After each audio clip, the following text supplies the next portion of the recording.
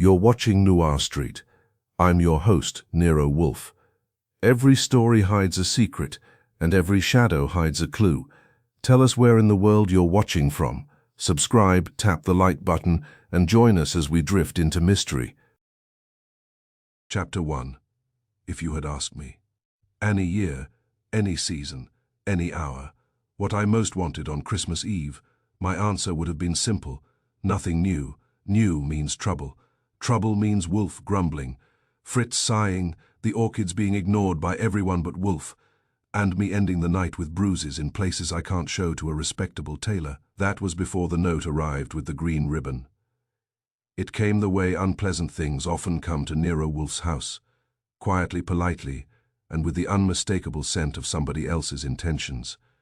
Fritz brought it into the office a few minutes after 4 on a silver tray, as if it were a dessert. The envelope was plain white, thick enough to hold something heavier than paper, and tied with a narrow green ribbon that looked like it had been cut from a Christmas package that had no right to be festive. Wolfe was behind his desk, of course, shoulders like a small wall, eyes half, lidded in the peculiar peace he achieves when he's digesting both lunch and the city's foolishness.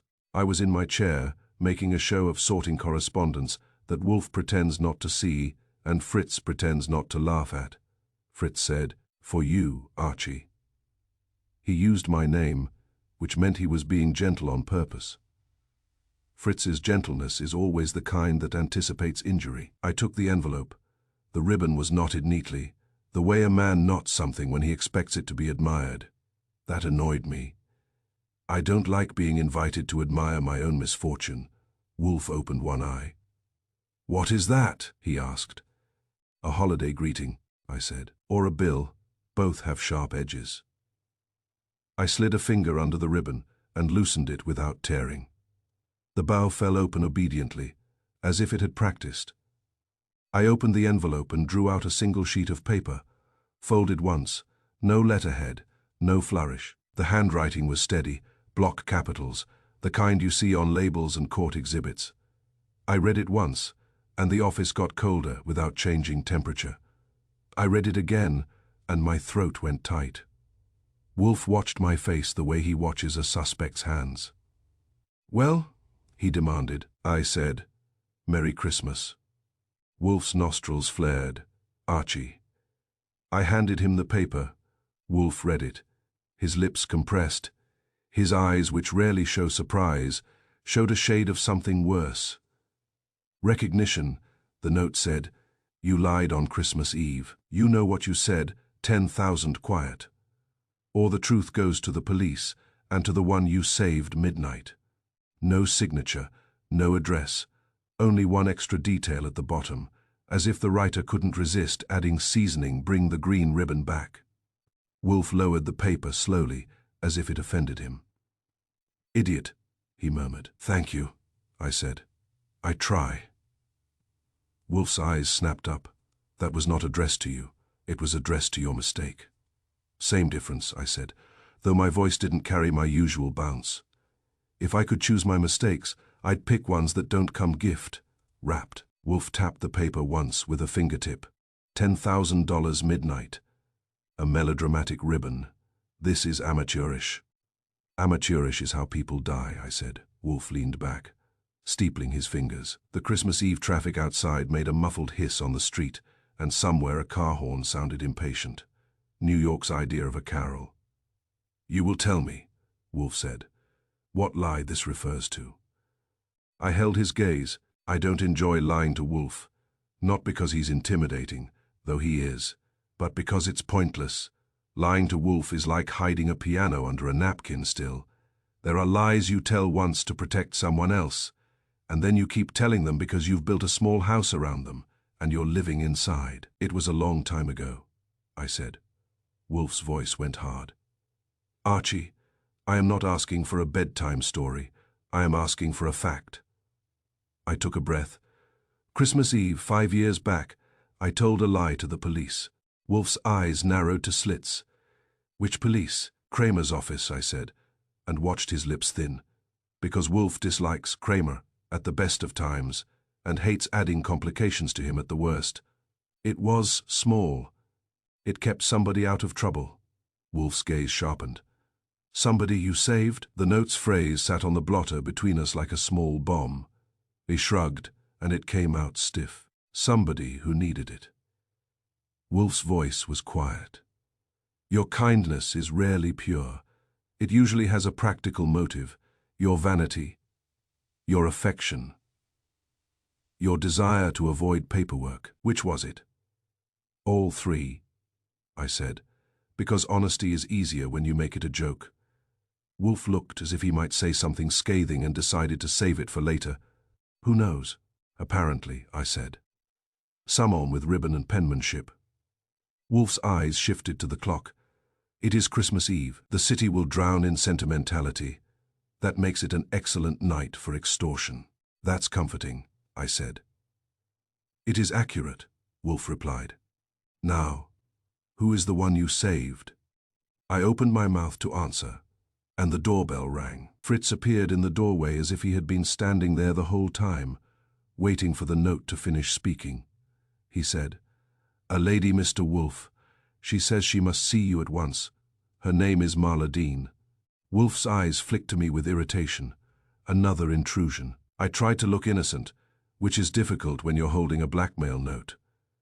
Maybe she brought fruitcake, I said. Wolfe ignored that.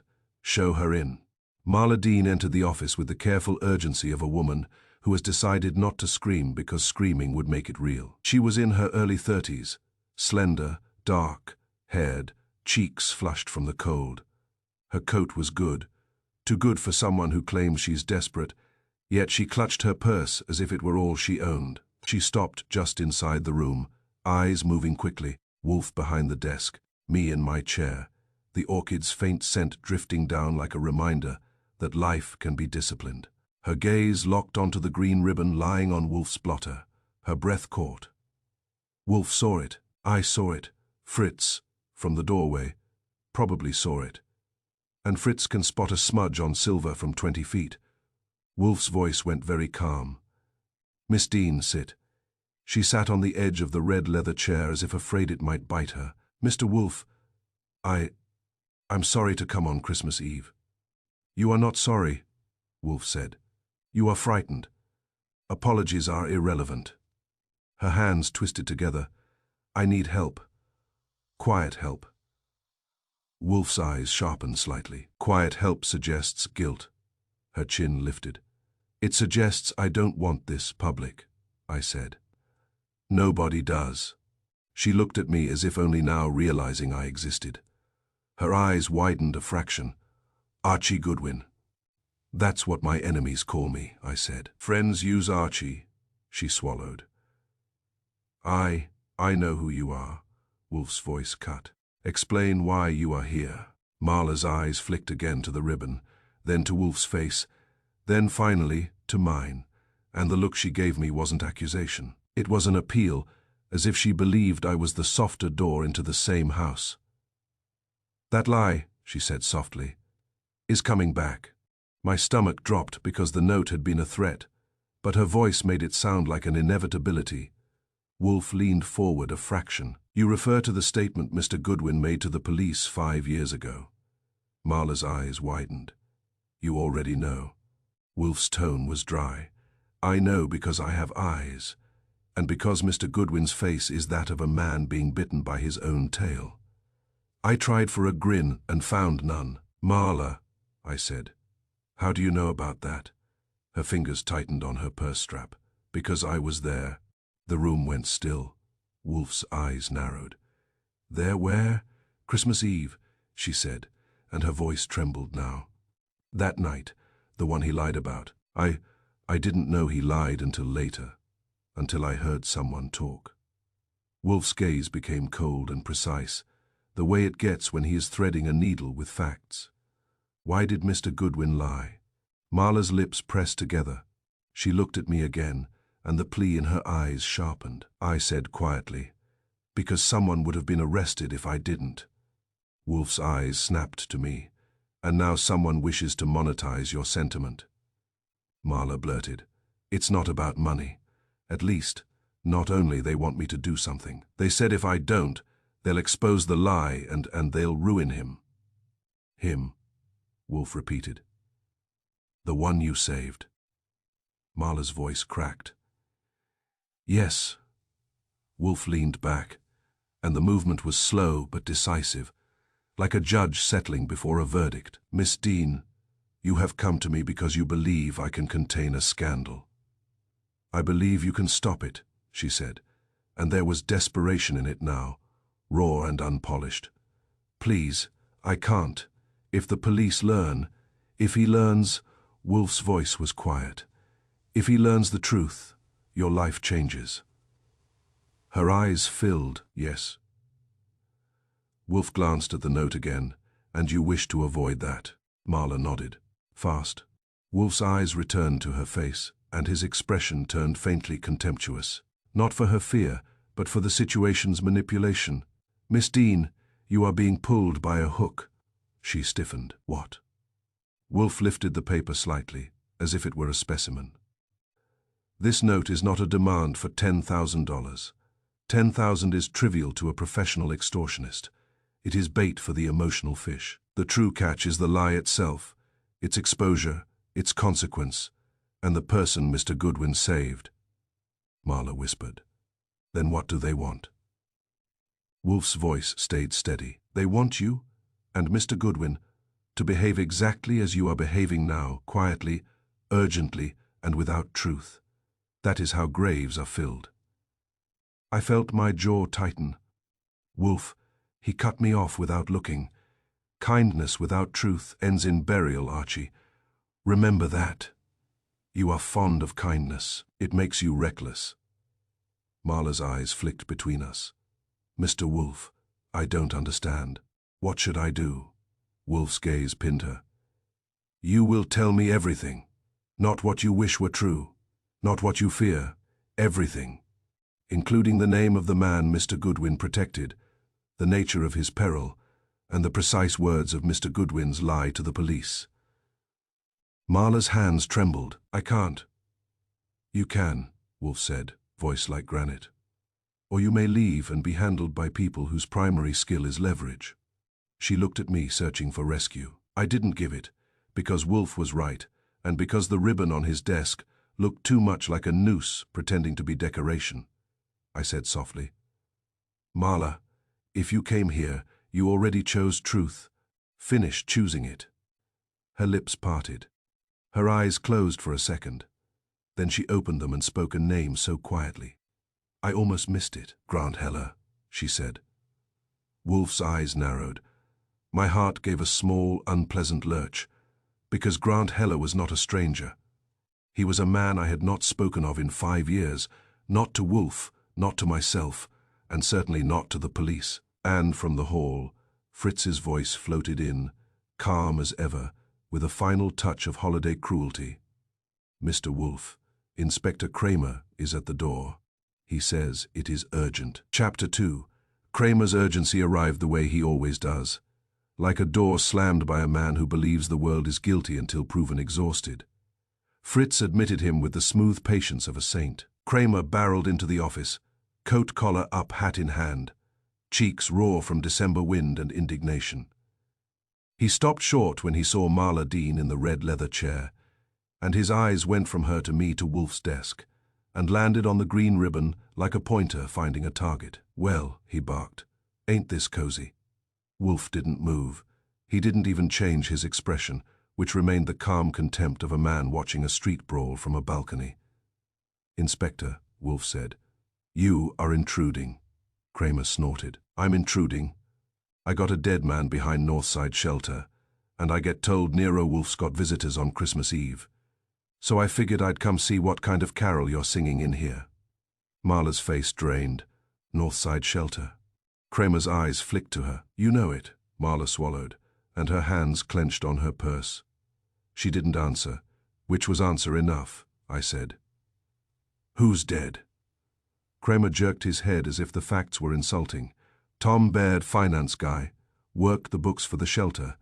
Found him behind the building 10 minutes ago. Head smashed, wallet still on him, so don't give me that holiday mugging junk. Wolfe's eyelids lowered. And you came here because you suspect I committed it. Cramer's mouth twisted. I came here because whenever there's a corpse and a fancy mess, I find you sitting in your chair like a judge who misplaced his gavel. Wolfe's voice stayed level. I have not left this room. I know that, Cramer snapped. You don't leave this room for earthquakes, but your boy here. He jabbed a finger at me. He's got a habit of being where he shouldn't. Marla's eyes went to me, wide. Tom is dead. I wanted to tell her to breathe, but Wolfe had already given the instruction without words. His eyes pinned her, calm and heavy. Miss Dean, Wolfe said. This is not an opera. Do not faint. It is inefficient. Marla didn't faint. She just sat there, rigid, as if the chair had become a trap. Cramer slapped his hat against his leg. Baird handled the fundraiser intake, cash, checks, all of it. And I got a couple of uniforms telling me a lady came running inside, 5 minutes before the body was found, panicked, saying a man was behind the building. They look at her, and she looks like... His eyes cut to Marla again. Like you. Marla's breath hitched. I was here. Cramer's eyes narrowed. Yeah, that's funny, because I got you on my mind already. Wolfe's voice went cold. Inspector, speak plainly. Cramer took a step closer, leaning over Wolfe's desk as if he could intimidate furniture. 5 years ago, he said, Christmas Eve Northside Shelter fundraiser. There was a mess with a safe cash intake. Somebody tried to pry it. Somebody got blamed, and the whole thing got smoothed over like a politician's hair. I remember, because I got a tip and then got told to mind my business. And I remember another thing. Archie Goodwin gave an alibi. The room narrowed again. Marla's eyes shut for a second, as if she could hide inside her eyelids. Wolfe's gaze slid to me. Archie. I had been hoping we could delay that particular reckoning until after dinner. Fritz makes a goose that makes you believe in redemption. But the universe never reads menus. I said, yes. Cramer barked. Yes, what? Yes, you lied. Yes, you remember. Yes, you're going to tell me now. Wolfe's voice cut through him. Inspector, control your volume or depart. Cramer glared, but he shut up. It was one of the few miracles of the season. Wolfe's eyes stayed on me. You will explain. Marla opened her eyes and looked at me with the same appeal she'd used before, but now it was mixed with dread. She wasn't begging anymore. She was bracing. I took a breath. 5 years ago, I said. Northside Shelter held a Christmas Eve fundraiser. Fancy donors, small speeches, big hearts on paper. They had a floor safe for the cash intake. Wolfe's expression did not change. Continue. I was there, I said. Not officially. I was doing a favor. Cramer made a sound like a snort. You were chasing a skirt. Inspector, Wolfe said. Cramer subsided into muttering. I kept going. Marla was volunteering. She was near the office. Somebody saw her come out of the room where the safe was. Later, someone reported the safe door had been tampered with, marks on the metal. The implication was obvious. The pretty volunteer tried to help herself to charity money. Marla's hands trembled. I didn't. I know, I said. Wolfe's voice was flat. How? Because, I said, feeling my ears heat, she wasn't near that safe at the time they claimed. She was with me. Marla's eyes snapped to mine. A flash of something. Anger, shame, relief. I couldn't tell. Wolfe's eyes narrowed. And that was your alibi? Yes, I admitted. I told Cramer I had been with Marla, that I'd taken her out of the building for coffee, that she couldn't have been in the office. Cramer barked. Coffee? At 9:15 on Christmas Eve? You expect me? Wolfe lifted a finger. Cramer shut up again, face purple. Wolfe's voice remained calm. And it was false. Yes, I said, it was false. The silence after that had weight. Fritz, in the doorway, looked as if he had just learned the roast goose was overcooked. Marla's voice came thin. Archie. I didn't do it for fun. I said quickly, because that's what guilty men say when they don't want to sound guilty. I did it because the truth would have hurt you. Wolfe's eyes bored into me. The truth was what? I swallowed. You were not with me, I said to Marla. You were with Grant Heller. Her face went white, and that was the moment the old lie stopped being a story and became a live wire in the room. Cramer's eyes widened. Grant Heller, you mean? Wolfe's voice snapped. Inspector, do not presume. Cramer leaned forward anyway. Heller was a donor. Big name back then. He had money and a temper. He was around that shelter like he owned it. Marla's hands clenched. He didn't own it. He wanted to, I said quietly. Wolfe's tone was knife, sharp now. Archie, why did you protect her? Because, I said, and the words tasted like old smoke. If I told the truth, Grant Heller would have been involved, and if Grant Heller was involved, someone else would have been buried, figuratively or otherwise. Wolfe leaned back a fraction. His eyes had that bright, offended focus I'd seen when someone served him canned asparagus. Kindness, he murmured, with no truth. Marla's voice broke. He threatened me. Cramer's head snapped toward her. He threatened you. Marla's eyes filled, but she didn't cry. She simply spoke with the rawness of someone forced to reopen a sealed room. That night, she said, Grant cornered me. He wanted me to do something for him. He said, if I didn't, he'd tell people I stole from the safe. He said he could make it true just by saying it. He said he'd ruin me. Wolfe's gaze was steady, and Mr. Goodwin intervened. Marla nodded once. I said, I got her out of there. I told Heller to go take his money and choke on it. He laughed. Then I realized, if the shelter board and the police looked too closely, Marla would be a convenient scapegoat, and Heller would stroll away spotless. So I did what I do too easily. I lied. Wolfe's voice was quiet. And you did not tell me. I was young, I said. I still believed I could carry stupid alone. Wolfe's eyes narrowed. You believed wrong. Cramer slapped his hat again. All right, he snapped. Nice confession. Now here's what I got. Tom Baird is dead behind that shelter tonight, and I got a lady who looks like her past, just walked back in with boots on. Marla flinched. I didn't go there tonight. Cramer's eyes hardened. Then how do you know Baird? Marla swallowed. He worked for the shelter. He handled the accounts. He called me this afternoon. That got Wolfe's attention. Called you, Wolfe repeated. Why? Marla's voice trembled. He said he found something.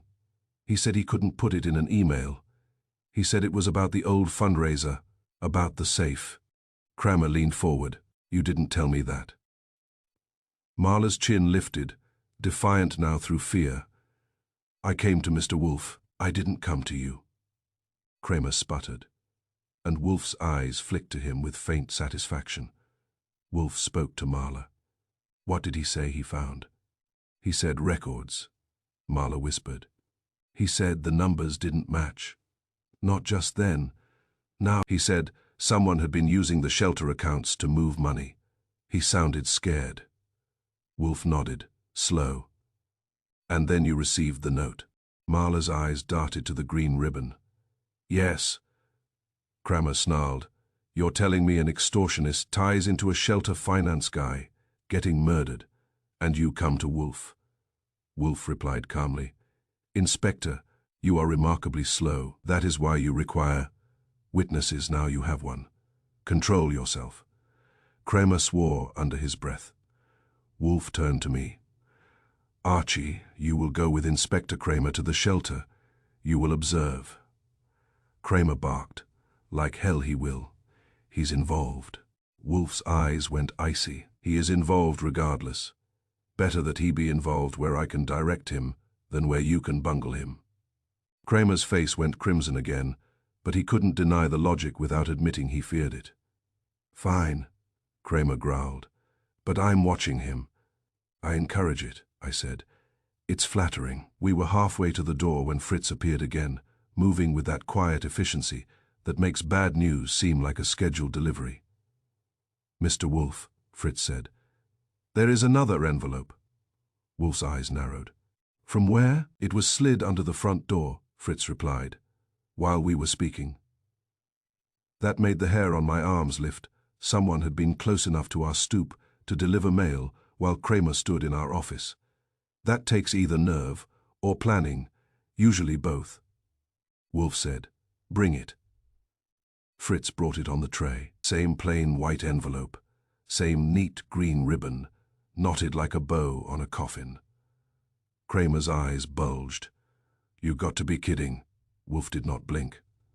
"Open it, Archie."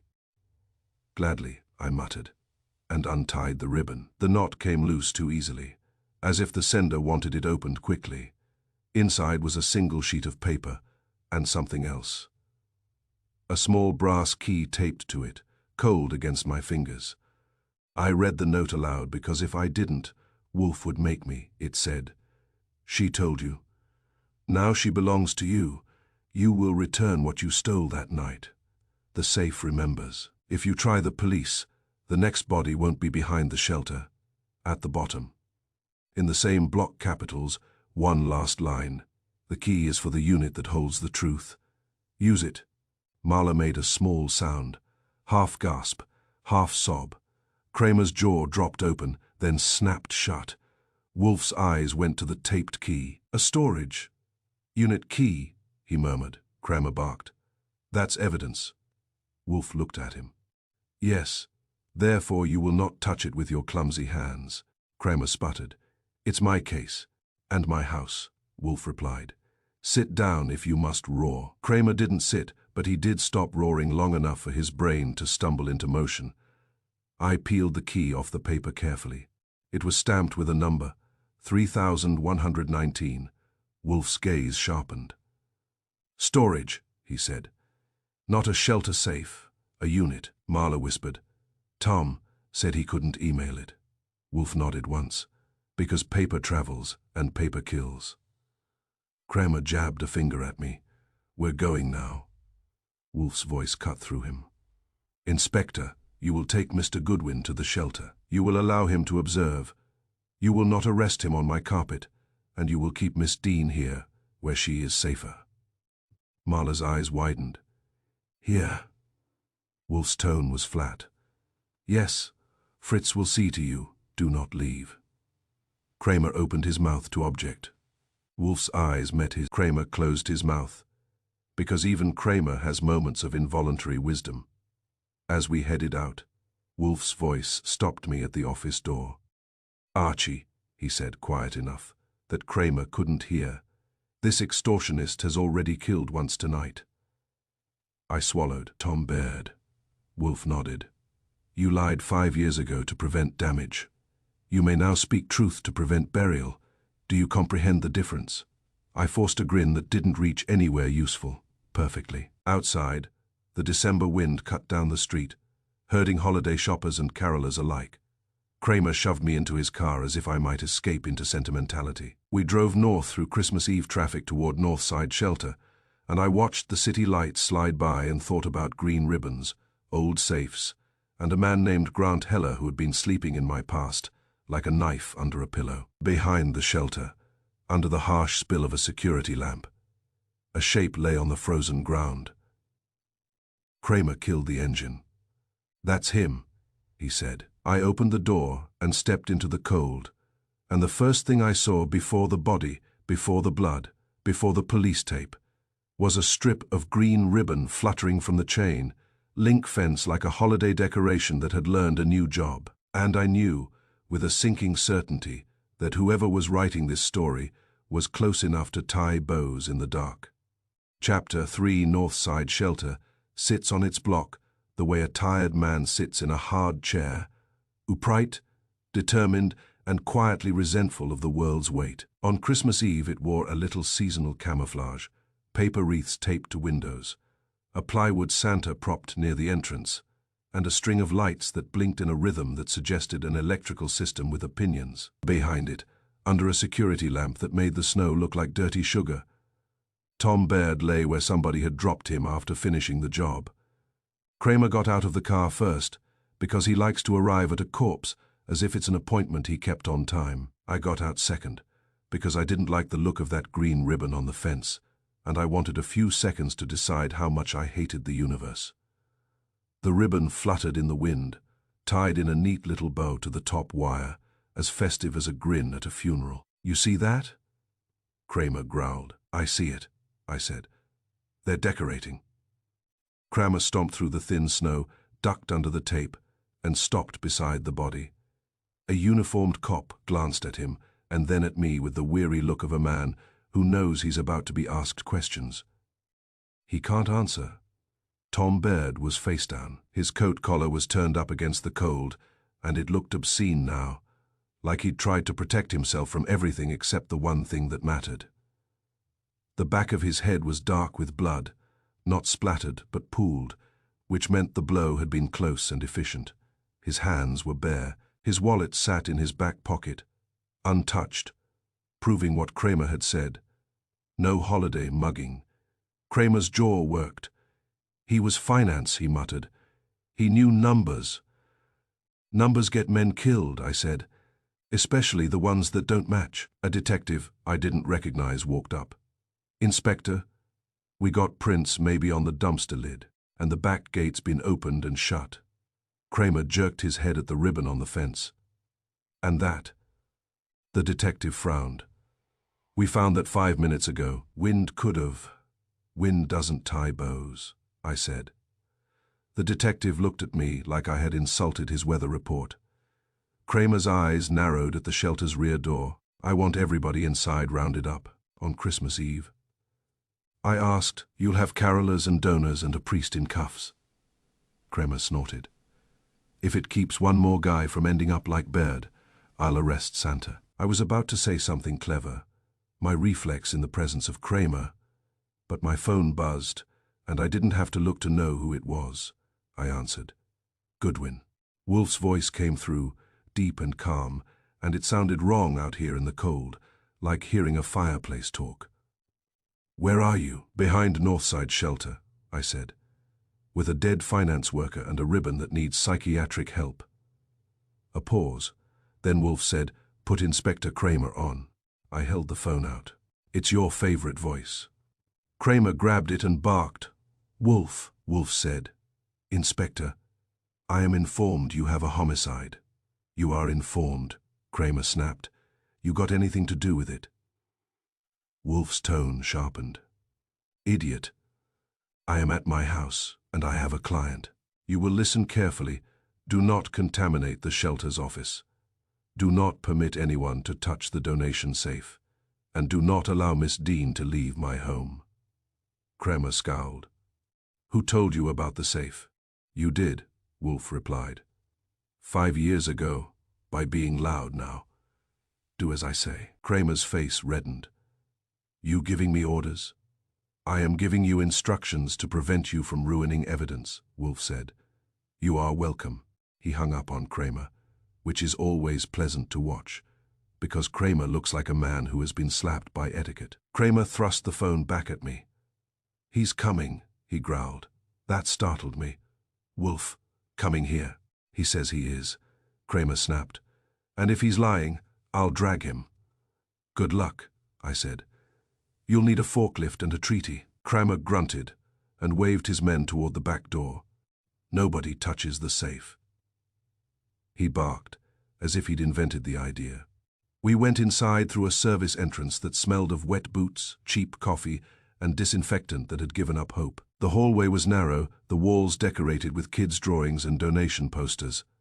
A little table held a jar of candy canes and a sign that said, "Take one, be kind." I didn't take one.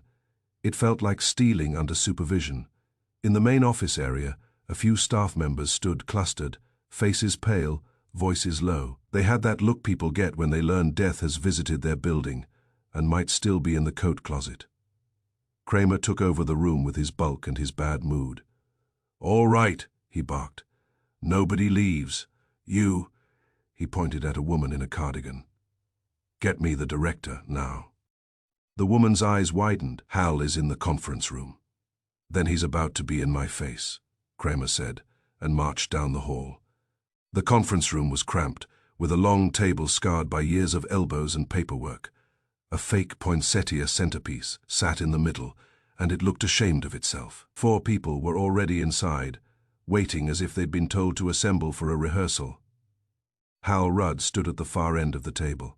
He was in his 50s, tall but slightly stooped, with a neat mustache and the tired eyes of a man who spends his days begging for money and his nights regretting it. His suit was decent but worn at the cuffs, like his dignity.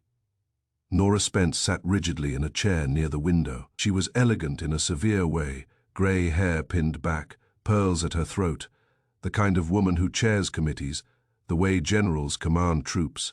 Her gaze was sharp and controlled, but her fingers worried the edge of a notepad. Clay Mercer leaned against the wall with his arms folded. He was younger than the others. Late 30s maybe, with good hair and a smile that looked like it came with a refund policy. His coat was expensive, his watch was expensive. His eyes were the cheapest thing on him, alert, calculating, and already deciding what story to tell. Seth Ward sat in the corner, shoulders hunched, hands clasped. He was broad, thick, necked, with the rough look of a man who fixes boilers and carries boxes, and doesn't enjoy being asked questions by people in clean coats. His knuckles were scraped, and there was a faint smear of something dark on his sleeve that might have been grease, or something else. Cramer stormed in. "All right," he barked. "Which one of you is Hal Rudd?" Hal Rudd straightened.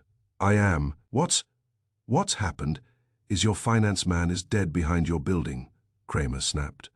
"Now sit down and start talking." Nora Spence's lips parted slightly. Clay Mercer's eyes narrowed. Seth Ward's jaw tightened. Hal Rudd looked like someone had punched him in the stomach with a fact. Tom Baird." Cramer leaned on the table. "Yes, Tom now. Who saw him last?" Hal swallowed. "He was in his office. He said he had to check something before the holiday distribution." He looked upset. Nora Spence's voice was crisp. "He spoke to me at 3. He said there was a discrepancy in the year, end reconciliation." Clay Mercer laughed lightly, too lightly. "Discrepancies are what accountants have instead of personalities." Nora's eyes flashed. "This one had a personality, Mr. Mercer. It had teeth." Clay's smile stayed put, but his gaze chilled. Cramer's eyes bounced around the room like a ball looking for a window to break. "Who's Clay Mercer?" Clay offered a hand that Cramer ignored. "Development director. I raise money." "Greet," Cramer growled. "Raise some for a coffin." Seth Ward shifted. "I saw Tom," he said, voice low. "About 2:30, he asked me if the back gate camera was working." Cramer's head snapped toward him, and Seth shrugged, uncomfortable. "It hasn't been. The wiring's old. I told him I'd look next week." "Next week," Cramer repeated, and the sarcasm in his voice could have peeled paint. "That's helpful." I watched their faces and filed away reactions the way Wolfe has trained me to. What comes quick? What comes rehearsed? What comes too smooth? Hal Rudd looked honestly sick. Nora Spence looked furious, as if someone had insulted her shelter by killing a man behind it. Seth Ward looked trapped, like a guy who knows he'll be blamed because he's the one with the keys. Clay Mercer looked interested, not horrified, interested. Cramer banged a fist on the table. "All right. Nobody's leaving. I'm going to ask questions, and if I catch anyone lying..." The door opened behind him, and the room shifted as if a larger weather system had entered. Nero Wolfe filled the doorway. He wore his heavy coat like a concession to physics, his hat set firmly, his face pinked by the cold and soured by the experience. Saul Panzer stood behind him, unobtrusive and steady, as if Wolfe had brought a shadow that could testify. Wolfe looked at Cramer with visible distaste. "Inspector." Cramer's mouth dropped open. You actually came." Wolfe's voice was dry. "Do not sound impressed. I am offended that circumstances required it." Hal Rudd stared. Nora Spence blinked once, then regained her composure. Clay Mercer's eyes widened a fraction, then narrowed, the calculation adjusting. Seth Ward looked confused, then suspicious, as if Wolfe might be another inspector in disguise. Wolfe's gaze swept the room and landed on me. "Archie, I didn't invite him," I told the room. He does this for fun. Wolfe ignored that. He nodded once to the assembled four. You are the shelter's inner circle. Hal Rudd managed. Mr. Wolfe, why are you here? Because, Wolfe said. Your organization is being used as a stage for blackmail and murder. I dislike theaters. Clay Mercer's smile returned, polished. This is highly irregular. The police are already involved. We are a charitable institution. Wolfe's eyes went to him. Then behave charitably, Mr. Mercer, and refrain from lying. Clay's smile tightened. I haven't lied. You have not yet been asked anything worth lying about, Wolfe replied. Cramer snapped. Wolfe, this is my scene. Wolfe looked at him. Yes, and you have already begun to bruise it with your incompetence. Now, where is the donation safe? Hal Rudd blinked. The safe, Wolfe's voice sharpened slightly. The floor safe used for cash intake. Where is it? Hal gestured toward the adjoining office. In Tom's office, under the rug. It's locked. Wolfe moved past Cramer, as if Cramer were a coat rack. Saul followed. I followed because I was attached to the plot, whether I liked it or not. Tom Baird's office was small, tidy, and too clean for a man who had just been murdered. His desk was neat. A holiday card leaned against a stapler. A calculator sat at an angle as if it had been interrupted mid-sum. The rug in front of the desk had been shifted slightly, enough that you could see the outline of a square metal plate beneath. Cramer's men had been careful for once. Wolfe stood over the rug, nostrils flaring as if the room smelled wrong. Lift it, he said. A uniform started to move. Wolfe's voice cut. Not you, Mr. Goodwin. Always me, I muttered and knelt. I lifted the rug carefully. The safe door was flush with the floor, painted dull grey, with a combination dial and a small keyhole. And tied around the dial, neat as a bow on a present, was a narrow green ribbon. For a second, I didn't breathe. Wolfe's eyes went very still. Saul's gaze sharpened. Cramer made a sound like a choking dog. Clay Mercer, behind us in the doorway, whispered, What is that? A signature, I said. Wolfe spoke softly, and that softness meant danger. Observe, Archie, the ribbon is fresh. The knot is deliberate. It is not decoration. It is assertion. Cramer barked. That's evidence. We bag it. Wolfe's eyes flicked to him. Inspector, if you touch it before I have examined it, I will. You'll what? Cramer snapped. Wolfe's voice stayed calm. I will tell the commissioner that you lost control of a homicide on Christmas Eve because you could not control your hands. Cramer's face reddened, but he didn't move. Wolfe leaned closer, studying the ribbon without touching it, eyes tracing the knot. It is tied by someone practiced in neatness, not a laborer, not a panicked killer, someone who enjoys control. His gaze moved to the room's corners, the desk, the window, the filing cabinet, and it was tied after Mr. Baird was killed, because, if it had been tied before, he would have removed it. Hal Rudd's voice shook. Simone came into Tom's office after. After he, yes, Wolfe said, and did so without fear of being seen. Nora Spence's voice was sharp. This is outrageous. We have security. Seth Ward cleared his throat. Not much. Cameras. Some don't work. Wolfe's eyes slid to Seth. Interesting. Clay Mercer stepped into the office, still smiling faintly as if he were at a fundraiser. Mr. Wolfe, you're making assumptions. Anyone could have tied a ribbon. Wolfe looked at him. Not anyone. Someone with access. Someone with knowledge. Someone with confidence. He straightened slowly, and someone who knew about Mr. Goodwin's lie 5 years ago. The air tightened. Hal Rudd frowned.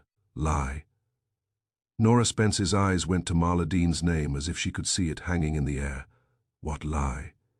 Clay Mercer's smile flickered. Seth Ward looked down. Cramer barked. Don't play dumb. You all know about that old fundraiser mess. Hal Rudd shook his head, bewildered. I wasn't director then. Nora Spence's lips pressed. I was on the board. There were rumors. Nothing proven. Clay Mercer's eyes narrowed. I was not here then, Seth Ward muttered. I did maintenance. Wolfe's gaze moved over them like a slow searchlight. Then understand this. The blackmailer's power is not in money, it is in memory. He knows an old lie, the details of a safe, and the name of a man you believed buried in the past. He has now killed to maintain control. Cramer snapped. You keep saying, he, could be, she. Wolfe's eyes didn't move. It could, but the handwriting, the phrasing, the arrogance, these are masculine traits in our culture. If it is a woman, she has adopted a man's posture. That is possible. It is not likely. Clay Mercer's smile returned. Tight. This is absurd. We are discussing murder based on ribbon color and handwriting. Wolfe's eyes cut to him. Number, we are discussing it based on access. He turned to Cramer. Inspector, who besides Mr. Baird had the combination or key to this safe. Cramer scowled. Baird had it. Maybe Rudd, maybe the board. Hal Rudd shook his head. Tom handled it. He didn't like anyone touching it. Nora Spence's voice was crisp. The board has authority, but not combinations. Tom was territorial. Wolfe nodded once. Then the safe is not the source of theft. It is the symbol of it, I said. Like the ribbon is the signature. Wolfe's eyes flicked to me with brief approval. Precisely. He looked at the green ribbon again. This was placed to tell us, I can enter, I can mark, I can threaten, and I can kill. Hal Rudd whispered, inside our shelter. Wolfe's voice went colder. Yes. Clay Mercer's jaw tightened. You're implying one of us. I am concluding it, Wolfe corrected. The room went quiet enough to hear the shelter's heating pipes tick. Wolfe continued. An outside criminal could threaten. He could perhaps kill, but he could not reliably control the narrative of an old event unless he had been close to it, or close to those involved. He could not place a ribbon on a safe in a busy shelter office on Christmas Eve without being recognized or challenged, unless he belonged here or was expected here. Nora Spence's eyes flashed. This is a serious accusation. Wolfe's gaze held hers. It is a serious murder, Cramer muttered. Finally, something we agree on. Wolfe ignored him and looked at Hal Rudd. Mr. Rudd, you will provide me with the shelter's full staff list, employees, volunteers, board, contractors, present and past, including those connected to the fundraiser 5 years ago. Hal swallowed. That will take time. It will take less time than another corpse, Wolfe said. He turned to Nora Spence. Mrs. Spence, you will provide the board minutes and donor lists from that period. Her mouth tightened. Those are confidential. Wolfe's eyes narrowed. Confidentiality is a luxury you have forfeited. He looked at Clay Mercer. Mr. Mercer, you will give me access to your development files, donor correspondence, pledge records, and any recent anomalies Mr. Baird discovered. Clay's smile was gone now, replaced by a wary stiffness. I'll need to consult counsel. Wolfe's voice stayed calm. You may consult whomever you please. Meanwhile, you will comply, or you will be explaining to Inspector Cramer why you obstructed a homicide investigation. Cramer perked up at the word. Obstructed, like a dog hearing a stake hit the floor. Finally, Wolfe looked at Seth Ward. Mr. Ward, you will tell Mr. Goodwin everything you know about your cameras, your keys, and who comes and goes through that back gate. Seth's eyes widened. Me, I, you, Wolfe said, and his tone made it a commandment. Saul spoke for the first time, voice quiet. Also, Mr. Ward, show me the back gate. Seth swallowed and nodded. As Saul and Seth left, Wolfe turned to me. Archie, the blackmailer, is inside this organization. I nodded slowly, feeling the cold settle deeper. Not outside. Wolfe's mouth tightened. An outsider would have demanded money and fled. An insider demands control and stays. And kills, I said. Yes, Wolfe replied.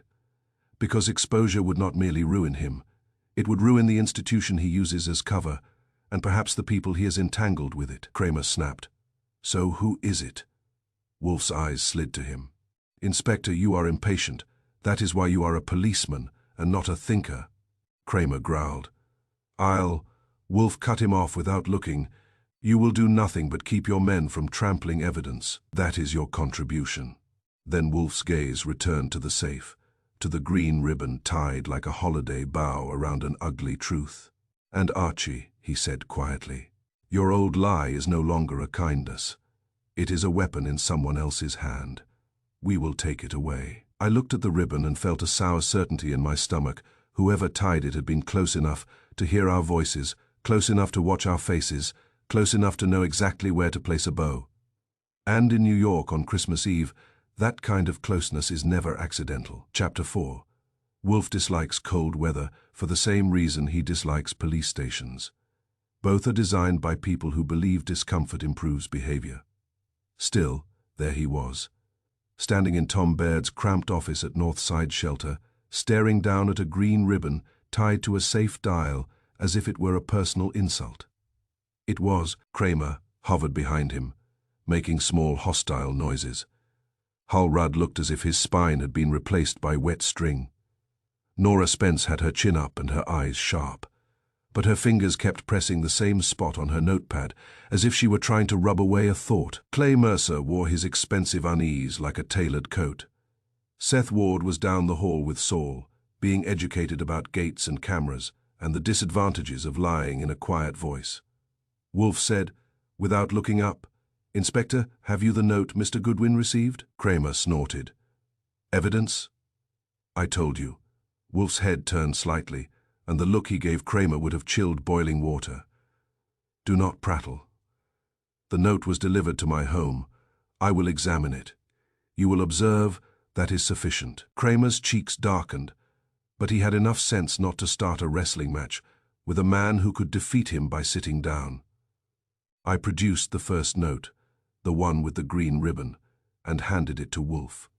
He took it with 2 fingers, as if it were damp, and he didn't want it contaminating him. He studied it in silence for perhaps a minute, which in a room full of anxious people is an eternity. Then he said, "Hamp." Cramer pounced. "What's that mean?" "It means," Wolfe replied, "that the author is either careless or ostentatious. In either case, he has left a trace." Clay Mercer's smile returned faintly. "A trace from handwriting." Wolfe did not deign to answer him directly. He looked at me. "Archie, the second note. I handed that over too. The one slid under Wolfe's front door while we were in the office, and Cramer was being loud." Wolfe compared them, held them to the light, and then did something I hadn't seen him do often in public. He sniffed them. Cramer stared. "What the hell are you doing?" Wolfe's eyes remained on the paper. "Using my senses, Inspector. It is not a crime." He lowered the sheets and tapped one corner. "Observe the stock. Slightly rough, not the common stationery used for casual correspondence. And note the faint odor of printer's ink." Nora Spence stiffened. "We print materials here." Wolfe's eyes slid to her. "Yes." He pointed to the bottom edge of the first note. This was torn from a larger sheet. "The tear is not clean. It is the kind made by a hurried hand pulling paper from a perforated batch." Clay Mercer frowned. "Perforated batch." Wolfe's voice was patient in the way a teacher's voice is patient, when the student has no talent. "Fundraiser print runs often include perforated pledge cards, raffle stubs, donation receipts. They are commonly printed in bulk and stacked in boxes. This paper," he lifted the note slightly, "is consistent with such a batch." Cramer made a sound. "So, you're saying the blackmailer stole paper from the shelter?" "I am saying," Wolfe corrected, "that he did not need to steal it. He had access." Hull Rudd swallowed. "We have boxes of old fundraiser materials in storage." Wolfe nodded once, as if confirming an equation. "Then our author is not merely inside your organization. He has been inside it for years." Clay Mercer's eyes narrowed. "That's speculation." Wolfe looked at him as if he were a fly that had landed on the desk blotter. "Number it is inference from physical facts. If you wish to argue, do so with evidence." Cramer barked. "We'll run it through the lab." Wolfe's mouth twisted. "Your lab will tell you it is paper. I am telling you it is paper with a history. He turned toward Hal Rudd. Mr. Rudd, where is your storage for old fundraiser materials? Hal's throat bobbed. Basement, locked room. Seth has keys. Wolfe's eyes shifted toward the hall. Mr. Panzer will examine it. Meanwhile, Mr. Goodwin will examine you. Hall blinked. Meme. Wolfe's voice was level. You are the executive director. You have motive to fear scandal, motive to fear donors fleeing, motive to fear board wrath. You also have access. I will not ignore you simply because your face looks repentant. Hal Rudd flushed. I'm not. Mr. Wolfe, we're trying to serve meals tonight. Families. Wolfe's tone sharpened. Then you should be especially interested in preventing another murder in your alley. Cramer grunted approval, which was like a rhinoceros endorsing ballet. Wolfe glanced at his watch with irritation, as if time itself were being rude. Archie, we will return to the brownstone. I dislike this odor. You dislike all odors that aren't orchids or stew, I said. Correct, Wolfe replied. Inspector, you will send me a man to bring any boxes of old fundraiser printing materials from the shelter's storage room. Cramer's eyes bulged. Send you? You can't take evidence. Wolfe's gaze went icy. Then bring them to my house under guard, and sit on them if you must. I require them, Cramer growled, but he nodded because the alternative was listening to Wolfe explain why Cramer was wrong. As we left the shelter, Saul met us at the door, expression unchanged. Backgate camera wiring was cut, he said quietly. Not old, cut clean. Wolfe's eyes narrowed. When Seth Ward, trailing behind Saul like a man who'd just been lectured without hearing the words, muttered, Could been days. I didn't check. Saul's gaze pinned him. You will check. Seth nodded quickly. We drove back to West 35th, and Wolfe endured the trip with the stoic misery of a man suffering a preventable illness. Fritz had the house warm and smelling civilized again. Wolfe removed his coat as if shedding an insult and went straight to his chair, where he became instantly more formidable. I was barely seated when the bell rang again. Fritz admitted a young police clerk, lugging 2 cardboard boxes sealed with tape and marked Northside. Print Cramer, I assumed, had sent him with orders and resentment. Wolfe had Fritz place the boxes on the side table. Wolfe himself did not move. He never moves when other people can move for him. It is one of his most admirable and infuriating traits. Open them, Wolfe told me. I opened them. Inside were stacks of old printed sheets, pledge cards, raffle stubs, donation receipts, with the shelter logo, snowflake borders, and cheerful slogans. The paper was the same stock as the blackmail notes, and the perforations looked like little teeth waiting to bite. Wolfe pointed. Find the torn edge, I muttered. Why don't you? But I did it. After 5 minutes of flipping sheets and comparing corners, I found a stack where one sheet was missing a bottom section torn roughly away. The tear pattern matched the note's torn edge like a handshake. I held it up. You win. Wolfe's eyes gleamed faintly. Naturally. He leaned forward just enough to make the point without abandoning dignity. This sheet was part of the shelter's fundraiser printing batch. It was torn recently. Note the crisp fibers, and used for extortion notes. Therefore, the author had physical access to these boxes within the last few days. Someone inside, I said, or someone invited inside, Wolfe replied, which is often the same thing. Fritz brought coffee, and Wolfe accepted it, as if rewarding the universe for momentary competence. He took one sip, then said, Archie, you will now observe Mr. Hal Rudd. I blinked. Observe. Follow him, Wolfe said. He is anxious. Anxiety makes men careless. Carelessness produces facts. I sighed. Christmas Eve tailing. You know how festive that sounds. Wolfe's eyes narrowed. Do not whine. Also, do not be seen. Saul's voice came from the chair near the door. I can go. Wolfe looked at him. Number Mr. Goodwin's face is expected in this drama. Yours is too distinctive. Saul's expression didn't change, but I could tell he didn't love being called distinctive. Saul likes to be invisible until he isn't, Wolfe continued. Mr. Rudd is either frightened by guilt or frightened by knowledge. In either case, he will seek reassurance, discover from whom. I got my coat, grumbled at the weather, and went back out into the city, which was filled with blinking lights and people carrying boxes that looked innocent. New York at Christmas has always struck me as a thief dressed as a choir boy.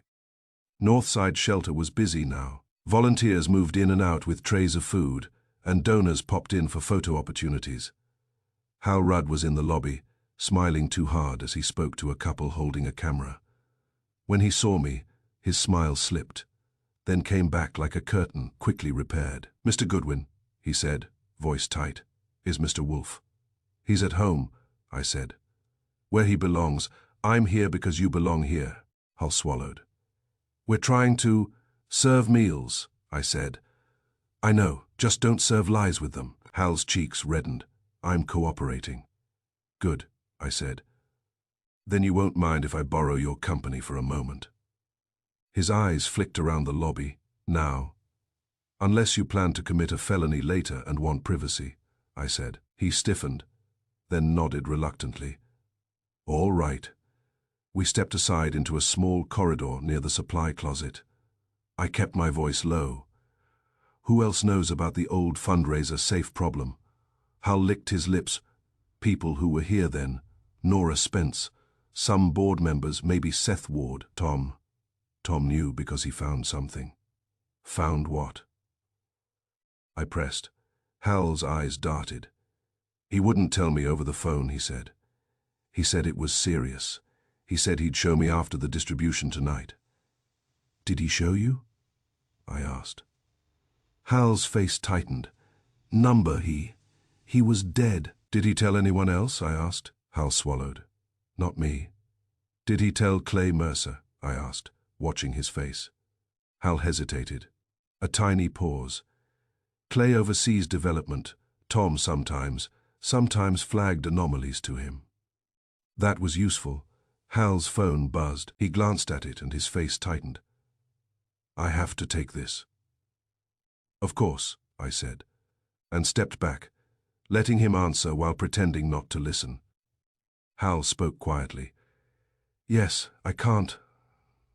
Not here, all right." He hung up and looked at me with forced steadiness. "Excuse me, I have an urgent matter." "Urgent is a popular word tonight," I said. "Go ahead." He hurried out through a side door, and I followed at a distance that would have made Wolfe proud. Hal moved fast, not toward the alley where Baird had been found, but toward the street, scanning like a man afraid of being watched, which is always fun when he is being watched. He walked 3 blocks east, then turned down a narrower street where the holiday cheer thinned, and the city's real face showed. Dirty snow piled at curbs, steam rising from vents, men in heavy coats standing too still. Hal paused beside a building marked City Facilities, Maintenance Access. A service door opened, and a man stepped out wearing a City Facilities coat and cap, carrying a clipboard. At first glance he looked like any municipal worker. At second glance he looked like a municipal worker who didn't want a third glance. Hal Rudd handed him an envelope. The man in the city coat didn't open it. He weighed it in his palm, nodded once, and said something I couldn't hear. Hal's shoulders sagged as if the envelope had been a confession. Then the man in the city coat stepped closer and with a casual motion slipped something into Hal's pocket. Small, rectangular, a key, a card. Hal's hand closed over it instinctively. Hal nodded, turned, and walked away fast. The man in the city coat went back through the service door and closed it. I stood there in the cold, watching my breath cloud, and felt that familiar shift in my gut, the moment a mystery shows you a piece of machinery behind the curtain. A payoff to a City Facilities coat didn't scream mastermind. It screamed cover, outside muscle, hired hands. A man paid to cut wires, open gates, slip ribbons where they would be found, the real mind behind it. The one who knew my lie, knew Mahler, knew which batch of paper to tear, knew how to make murder look like leverage. That mind didn't wear a municipal cap and take envelopes on the sidewalk.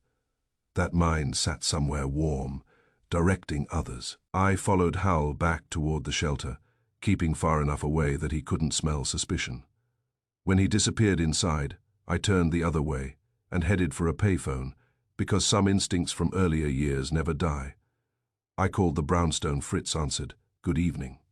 "It's Archie," I said. "Put Wolfe on." A pause, then Wolfe's voice, mildly irritated. "Yes? Hal Rudd just paid someone in a city facilities coat," I said. "Envelope, quiet exchange, got something slipped into his pocket in return." Wolfe's silence lasted exactly long enough to mean he was thinking and disapproving of Hal Rudd simultaneously. "Excellent," Wolfe said at last. "You have found a prop." "A prop? Yes," Wolfe replied. "Outside muscle, hired cover. Useful, but not principal." "So Hal's not the author?"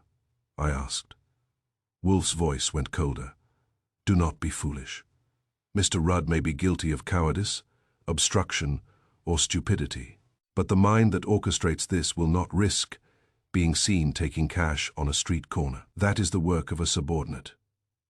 "Then why is Hal paying him?" I asked. "Because Mr. Rudd is frightened," Wolfe said. "And frightened men purchase protection, silence, or both." "You want me to follow the city coat instead?" "No," Wolfe said. "Return, bring me your observations, and we will decide our next step. And Archie, be alert." "Always," I said. Wolfe's tone sharpened. "Not always tonight." I hung up and turned back toward the brownstone. Half a block away, under the glow of a holiday window display, a man in a city facilities coat stepped out of a doorway and began walking, steady, unhurried, as if he owned the sidewalk. He did not look at me. He did not need to. And as he passed a lamppost, I saw it, a narrow strip of green ribbon tied around his clipboard like a festive joke. He kept walking, and I followed, and the December wind pushed at my back like it wanted me to hurry into trouble. Chapter 5. The man in the city facilities coat walked as if he had a union card for confidence. He didn't look right or left. He didn't hurry, because hurrying is what you do when you're afraid of being noticed. And he had already decided the only people noticing him were the ones he allowed. I followed him for half a block, then a full one, keeping the distance that says I'm not following you. I'm simply going the same way because we share a city and a lack of imagination. The green ribbon on his clipboard bobbed with each step like a taunt. If I'd been a more poetic type, I might have called it a leash. The December wind shoved at my shoulder and tried to herd me into a carol. I ignored it. I have never liked being herded. He turned down a side street and stopped at a service entrance with a keypad. He punched in numbers without looking around, went inside, and the door clicked shut. I stared at the door. A chase into a locked city building on Christmas Eve was not on my list of wholesome activities. I was deciding whether to be reckless when a police siren wailed 3 blocks away and cut through the night like a bad violin. Then another, then the kind of sharp, urgent horn blast that doesn't belong to a festive traffic jam. It belongs to panic. I ran, because I have a childish weakness for noise, and by the time I reached the corner, the street had already changed shape. A small crowd had gathered near the shelter's side street. A uniformed cop was waving people back. A car sat at an angle with its front end mashed, steam rising from the hood. On the pavement near the curb, half on the gutter and half on dirty snow, a man lay sprawled. His work jacket was open. Tools had spilled from a canvas pouch like a mechanic's entrails. One boot was missing, his face. What I could see of it under the harsh glare of a street lamp was grey and stunned, the expression of a man who has discovered too late that the world can hit harder than he can. It was Seth Ward. I pushed through the crowd and a uniform grabbed my arm. "Hey, Archie Goodwin," I snapped and flashed my wallet. NPD's least favorite civilian. "Where's Cramer?" The cop's grip loosened. He jerked his chin toward the street. "On his way." "Ambulance, too." I crouched beside Seth, careful of blood and the wet shine of oil on the pavement. His eyes were open, unfocused, blinking slowly as if he were trying to get rid of a bad dream. "Seth," I said. Hey, Seth, can you hear me? His mouth moved. Sound came out, a thin rasp. Wires. I leaned closer. What? His eyes rolled toward me with effort. Cut. Not old. I saw. Who? I pressed. His fingers twitched. His right hand was clenched, knuckles white against the pavement, and he kept trying to curl it tighter, as if he was holding on to something the way drowning men hold onto air. A woman in the crowd said, "He got hit." The driver ran, just kept going.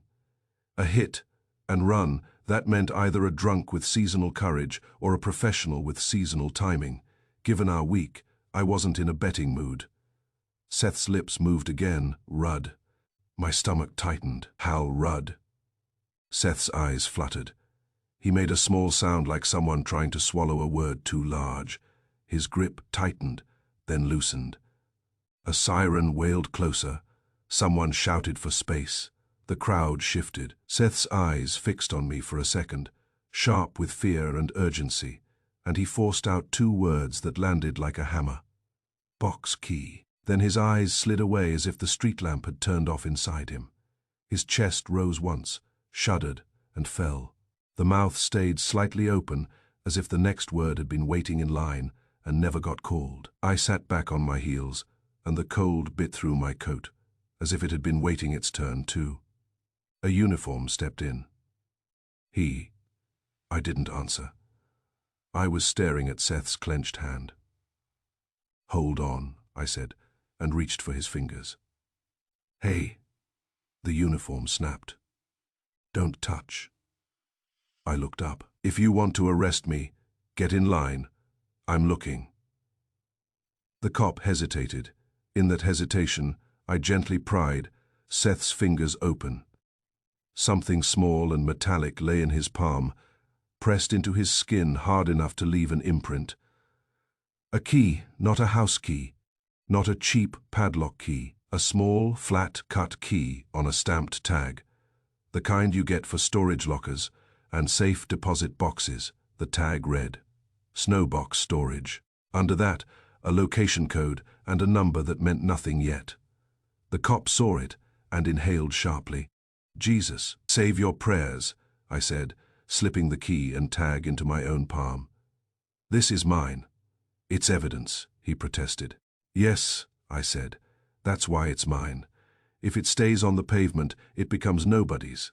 A voice behind me barked. "Goodwin." Cramer arrived like an oncoming truck, coat flapping, face red, eyes blazing. He took one look at Seth on the ground, and his expression shifted from anger to something grim. "Who is it?" he demanded, though he already knew. "Seth Ward," I said, "your maintenance man." Cramer swore, bared behind the shelter. Now Ward in the street, on Christmas Eve. Somebody's busy. I held up the key tag. Somebody's organized. Cramer's eyes locked on it. "What's that?" "A snowbox storage key," I said. "He was holding it when he died." Cramer's face hardened. "Give it." I kept my hand closed. "Ask nicely." He took a step toward me, and I thought for a second he might actually swing. Then he remembered there were witnesses and cameras, and occasionally, Laws Cramer exhaled through his nose. "Give it, Archie." I opened my hand and let him see the tag. But I didn't surrender it yet. He said, "Box key," right before he went out. He tried to tell me something about wires being cut, and he started to say Rudd. Cramer's eyes narrowed. "Hal Rudd?" "Maybe," I said. Or maybe he was trying to say rude. Seth didn't have time for full sentences. Cramer swore again, quieter. "Ambulance is useless now." A paramedic knelt anyway, because even professionals sometimes need to do something with their hands to keep from thinking. Cramer jabbed a finger at the smashed car. "Witnesses say the driver ran. That's not a drunk. That's a decision." "Good," I said. "Now you can stop treating this like a holiday accident." Cramer glared at me, then snatched the key from my palm with the impatience of a man taking candy from a child. "Snowbox storage," he muttered. "Where?" "Tag's got the location code," I said, "if you don't lose it before you read it." Cramer's eyes flashed. You're coming with me. Where? I asked. Back to Wolfe, Cramer growled, because he's going to have a field day with this. And if I don't bring it, he'll accuse me of eating it. He wasn't wrong. We drove to the brownstone with Cramer's mood making the car smaller. When we arrived, Fritz opened the door with the calm of a man who believes even homicide can be handled with proper hospitality. Wolfe was in the office, seated, as if he had never left it in his life, and the city had simply come to him. Marla Dean sat stiffly on the sofa, hands folded, eyes too bright. Sol stood near the door, still as a hinge. Wolfe's eyes went to Cramer's face and then to mine. "There is another corpse," he said. Cramer barked. "Maintenance man, Seth Ward hit and run." Marla made a small sound. Sol's eyes narrowed a fraction. Wolfe's nostrils flared. "Behind the shelter? In the street," Cramer snapped. "Near the shelter. Driver ran." Wolfe's gaze moved to the key tag in Cramer's fist. "And you have brought me what you think will impress me." Cramer held it up. Snowbox storage key. He had it in his hand. He said, "Box key before he died." Goodwin heard him. Wolfe's eyes sharpened. "Give it to me." Cramer hesitated. Then, because he couldn't resist the urge to show Wolfe he was useful, he handed it over. Wolfe studied the tag, expression unreadable, then glanced up at me. "Tell me." I gave him the street version, sirens, smashed car, Seth's last words. The key in his palm. Wolfe listened without interrupting, which is how you know his mind is doing arithmetic. When I finished, Wolfe leaned back, fingertips together. "Interesting," Cramer snorted. "That's all you got, 2 dead men and a storage key, and you say, interesting." Wolfe's eyes slid to him. "Inspector, in the last 24 hours a finance worker has been killed, and a maintenance worker has been killed. Both had knowledge related to the shelter's money and its access points. Neither was merely threatened. Both were removed," Marla whispered. "Removed." Wolfe nodded once. "Yes, this is not extortion in the casual sense. It is control through elimination." Cramer's jaw tightened. "You think they're cleaning house?" Wolfe's voice remained calm. "I know they are. The blackmailer is not improvising. He is pruning. Witnesses are not being frightened into silence. They are being erased so they cannot speak at all." Saul's voice came quiet from the doorway. "Next target." Wolfe's eyes went to Marla Dean, possibly. Marla's face went white. "I didn't kill anyone. I didn't." Wolfe lifted a hand. "Miss Dean, no one here is accusing you of murder. We are observing that your existence is inconvenient to someone. Inconvenient things are destroyed by men who fear exposure." Cramer barked. "So, what do we do?" Wolfe held up the snowbox key tag. "We go where Mr. Ward attempted to send us snowbox storage." Cramer stiffened. "We'll get a warrant." Wolfe's eyes narrowed. "Do so quickly. Meanwhile, I will do what you will not. Think." Cramer's face flushed. "I think plenty." Wolfe's tone was dry. "Yes, about lunch," Cramer growled. But he turned toward the phone because Wolfe was right and Cramer hated it. Wolfe looked at me. "Archie, do you see the pattern now?" "I see it," I said. "First Baird, now Seth. People who know about money and access, not threats. Deletions." Wolfe nodded. "Precisely, therefore, we must move faster than deletion." He glanced at Saul. "Mr. Panzer, remain here. Protect Miss Dean. The blackmailer has already demonstrated he can approach my door." Saul's eyes stayed steady. "Yes." Wolfe turned back to me. "And you, Archie, will accompany Inspector Cramer to snowbox storage the moment he has legal authority. And if he delays, you will find another way." Cramer on the phone barked. "I heard that." Wolfe ignored him. I looked at the snowbox key in Wolfe's thick fingers and felt the same cold certainty I'd felt behind the shelter. The story's author was not writing letters anymore. He was crossing names off a list, and Seth Ward, with his last breath, had tried to hand us the next page. Chapter 6. If you want to see how little romance exists in Christmas, spend an hour in a storage facility at 9 in the morning with Inspector Cramer and a warrant that still smells like fresh ink. Snowbox Storage sat on a bland stretch of street where the city keeps the things it doesn't want to look at. Windowless boxes, loading docks, a fence topped with wire that pretends it's for safety when it's really for privacy. The sign out front had a cartoon snowman smiling bravely at the exhaust fumes. Cramer's squad car pulled in first. The car behind it followed, because Cramer insisted on driving me, as if I might flee and join the circus rather than watch him conduct an investigation. He marched into the office with the warrant held up like a club. The clerk behind the counter was a young man with sleepy eyes and a sweater that said Holly Jolly in letters, big enough to be read from Queens. He looked at the warrant, then at Cramer's face, and decided cooperation was his best seasonal gift. "Unit number?" the clerk asked. Cramer read off the tag code from Seth Ward's key. The clerk's fingers moved over a keyboard, his brow furrowed.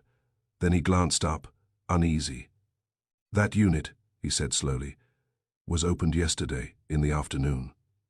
Cramer's head snapped. "By who?" The clerk swallowed. "Name on file is Northside Shelter, authorized user, Hal Rudd." My stomach tightened. It wasn't proof, but it was a direction. Cramer barked. "He opened it and didn't tell us." The clerk hastened. "He didn't empty it. He just went in and out. 2 minutes." Cramer glared at the screen as if he could strangle the data. "Any other access?" The clerk nodded reluctantly. "There's a second authorized user, Clay Mercer." Cramer's eyes flashed. "Of course there is," I said. "Holiday teamwork." Cramer scowled. "Take us there." We went down a corridor of roll-up doors and padlocks, the air cold and smelling of dust and cardboard. Every unit door looked the same, which is the point. Anonymity you can rent by the month. We stopped at unit 3119, because of course it was 3119, the same number our extortionist liked to stamp into our evenings. Cramer stared at it, as if it had personally insulted him. "Open it," he ordered, and a uniform reached for Seth Ward's key. I held up a hand. "Let me." The uniform blinked. Cramer started to protest.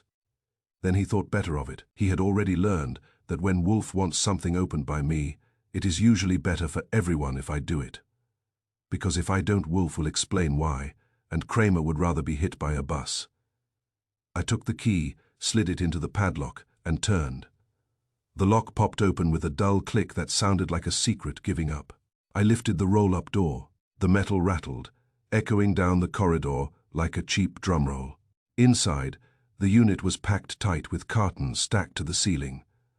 They were uniform brown boxes, some taped, some twined with string. On the visible sides, someone had written labels in thick marker: toys, blankets, winter coats. Food drive, it looked like the best of humanity boxed and shelved, which of course meant it wasn't. Cramer stepped inside, eyes scanning. "What is this?" "Shelter storage." "A warehouse of virtue," I said. "On sale." Cramer barked at a uniform. "Start opening." The first box marked toys was pried open with a pocket knife. It wasn't toys, it was gift cards. Hundreds of them, bundled in rubber bands, stacked in rows like currency pretending to be plastic.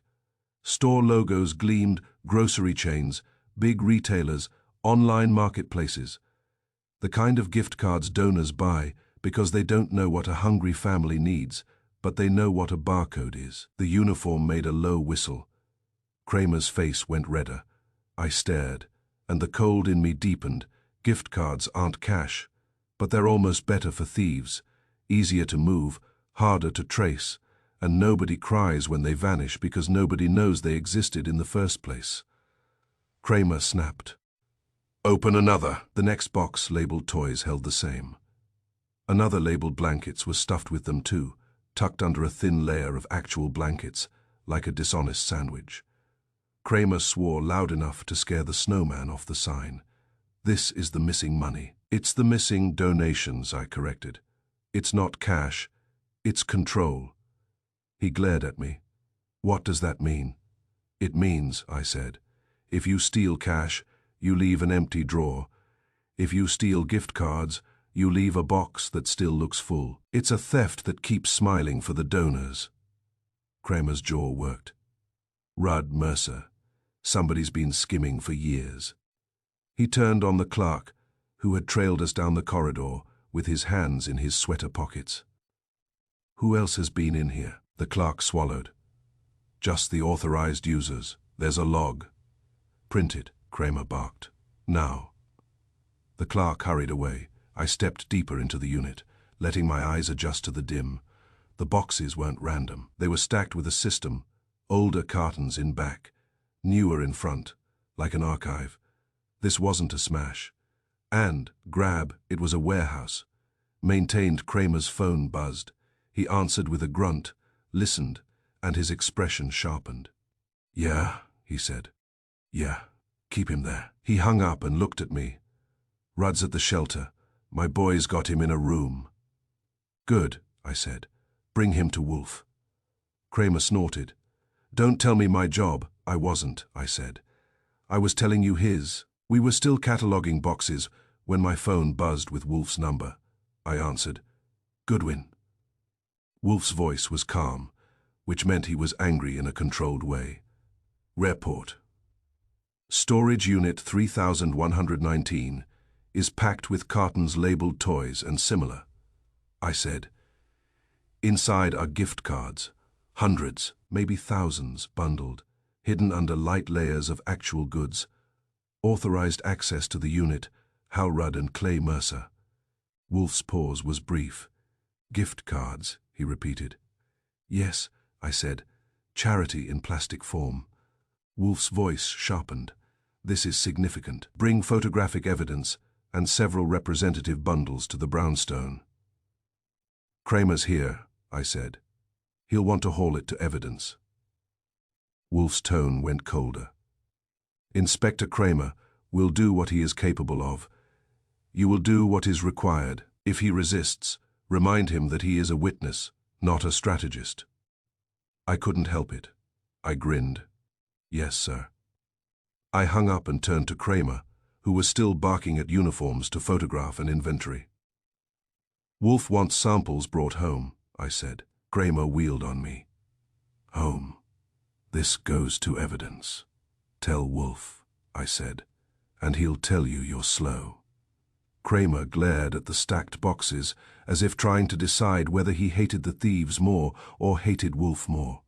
It was a tough choice. He compromised by hating both. Fine, he growled. Take a couple bundles and pictures, but I'm sealing the rest. That's all Wolfe needs, I said. He's not starting a gift card business.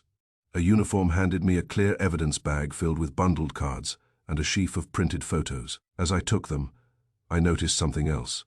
A folder wedged between two boxes, labeled Inventory, Approved. I pulled it free. It held printed inventory sheets, lists of incoming, toy donations, gift card counts, serial ranges and totals. Each page had a signature line at the bottom, and most were initialed in a quick hand. HR some had a second set of initials. CM I felt my mouth go dry. Cramer, I said, holding up the folder. Look at this. He snatched it, flipped pages, and his face darkened. Approved. He read. Hal Rudd approved inventory sheets. And Clay Mercer initialed some, I said. Cramer's jaw tightened until it looked painful. So the director and the development guy both signed off on boxes of stolen gift cards. Or, I said. They signed off on boxes they didn't open, Cramer glared. That's not better. No, I agreed. We drove back to the brownstone, with the evidence bag between my feet like a sack of poisoned candy. Wolfe was waiting in the office, of course, with Marla on the sofa and Saul guarding the room with quiet eyes. Wolfe's gaze went straight to the bag. That, he said, is the truth in plastic. I handed him the bag and the photos. And inventory sheets, I added, offering the folder. Approved, initialed. Wolfe took the folder, scanned the first page, then the second. His eyes narrowed. Ha, he murmured, and CM interesting. Marla rose halfway from the sofa, face pale. Gift cards. I looked at her. You didn't know. Her hands trembled. I suspected something was wrong with that safe theft. People said cash. But there wasn't much cash. The donors mostly gave gift cards. Holiday drives, you know. They went into the safe temporarily, then into distribution boxes. Wolfe's eyes shifted to her. And the theft 5 years ago, Marla swallowed. It wasn't a bag of cash, she said softly. It was gift cards, a lot of them. They vanished before distribution. That's why the board panicked. Donors were expecting families to receive them. Wolfe's voice was calm, and the safe became the symbol, convenient. Marla nodded, eyes wet. Hal approved the inventory sheets. He always did. He said it was accountability, I didn't think. Wolfe cut in gently, which for Wolfe is still stern. You did not think because you were encouraged not to. Cramer, standing near the door like a storm cloud, barked. So we got Rudd's initials on inventory. We got Mercer authorized on the storage unit. We got Dead-Baird and Ward. That's enough for arrests.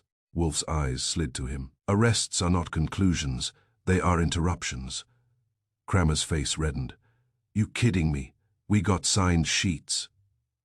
Wolfe's gaze was cool. Inspector, a man can initial a page because he is guilty, or because he is careless, or because he is coerced, or because he is ignorant, or because he is protecting someone else. You are eager to seize the nearest hand. I am interested in seizing the mind. Cramer growled. Always the mind with you. Always, Wolfe agreed. Because the mind writes the story, and someone here is shaping stories so that others take blame and die, while the author remains unseen. He held up the inventory sheets. These documents tell us one thing with certainty. The theft is systematic and long-standing. The blackmailer is not merely extorting for money. He is protecting an operation. He kills to preserve control. I said, witnesses are being removed. Wolfe nodded. Yes, and that means we will now do what the blackmailer does not expect. Cramer narrowed his eyes. Which is? Wolfe's mouth tightened. We will squeeze the story, shapers. He looked at me. Archie, summon Hal Rudd, Nora Spence, and Clay Mercer. Grant Heller can wait. We already have what matters. Marla flinched at that name. Saul's gaze sharpened. Cramer barked. Heller, that donor guy, he's not in my report. Wolfe's eyes went icy. Inspector, your reports are often incomplete. Cramer sputtered, but he couldn't argue without admitting he didn't know what Wolfe knew, which is Cramer's least favorite confession. Wolfe continued, I will hold an office meeting here tonight, and I will make them speak. I felt the familiar tightening in my gut that always comes before Wolfe's office gatherings. The sense of walls closing in, of truth being forced into the open like toothpaste from a tube. Outside, Christmas lights blinked, and the city hummed its seasonal lie. Inside, Wolfe sat in his chair, holding a bag of stolen gift cards, like evidence of a different kind of hunger, and I realized the blackmailer had made a mistake in killing Seth Ward. Because Seth had put a key in our hand. And Wolfe never wasted a key. Chapter 7, if you want a holiday lesson in hypocrisy. You can skip church and come sit in Nero Wolfe's office, while a bag of stolen gift cards squats on his desk like a fruitcake. No one admits sending. Cramer was at the door, hat in hand, scowling at everything from Wolfe's chair to Fritz's coffee tray, which Fritz carried as if homicide investigations were a regular course between soup and roast. Saul Panzer stood near the hall with the calm of a man who has decided that walls are optional if you're ready. Marla Dean sat on the sofa, hands folded too tightly, watching the room like it might suddenly accuse her out loud. Wolfe didn't bother with pleasantries. He never does when the facts are impatient. Archie, he said, open another carton. I cut the tape on one of the storage boxes we'd brought from Snowbox. It was labeled toys in thick marker, cheerful as a lie. Under a thin layer of plush bears and plastic trucks were more gift cards, bundled tight. But this time there was also a manila envelope tucked against the side, tied neatly with green ribbon. I didn't have to look at Wolfe to know he'd noticed. He has an eye for signatures, especially when someone insists on signing in a color. Bring that, he said. I set the envelope on his blotter and untied the ribbon. The knot slipped loose with insulting ease. Whoever tied it had practiced, and liked practicing inside were invoices, printed and clean. each one crisp enough to look honest until you read it. Wolfe read 2, then 3, then held one at an angle under the desk lamp. Cramer couldn't stand it. What? Wolfe didn't glance up. These are spurious, Cramer snorted. How do you know without a lab? Wolfe's mouth tightened. Because they are written by someone who believes paper is magic. Everbright Facilities Solutions. An address that is a commercial mailbox, a telephone number that is prepaid, and charges for electrical adjustments and structural repairs that would have been performed by the shelter's maintenance man. Now dead. Cramer's scowl deepened. Shell vendor. Precisely, Wolfe said.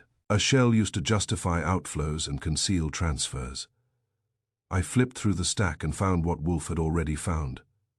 Initials on the approval line, HR on most, CM on some. Hal signed these, I said. Wolfe's eyes half-lidded. Hal controls the money. Marla's voice came thin. Hal wouldn't. Cramer cut in rough. People wouldn't kill either. Wolfe's gaze slid to Marla. Miss Dean, abandon. Wouldn't. It is decorative. The doorbell rang, and Fritz admitted our next decorations, Hal Rudd, Nora Spence, and Clay Mercer. They came in wearing their public faces, because people don't know how to take them off quickly. Hal Rudd looked wrung out. Tired eyes, tight mouth. The posture of a man who has been answering questions and failing to like his own answers. Nora Spence looked immaculate and offended by the very idea of disorder. Coat buttoned perfectly, pearls at her throat, chin lifted as if she were attending a board meeting instead of a criminal inquiry. Clay Mercer wore an expensive coat and a smile that looked like it had never been refused anything important. Cramer pointed at the chairs. Sit. Nora started to speak. Wolfe raised a finger without looking at her. She sat. That was informative all by itself. Wolfe regarded them. You are here because your organization has been used to steal charitable donations, launder them through fabricated vendors, and murder 2 men who could speak. Hal's throat bobbed. Mr. Wolfe. I didn't. Wolfe lifted the top invoice. Mr. Rudd, do you recognize your initials? Hal's eyes flicked, then slid away. Those could be yours, Wolfe said calmly. Do not insult us. Clay's smile thinned. This is a rush to judgment. Wolfe's eyes moved to him. Not yet. We have not reached the interesting part.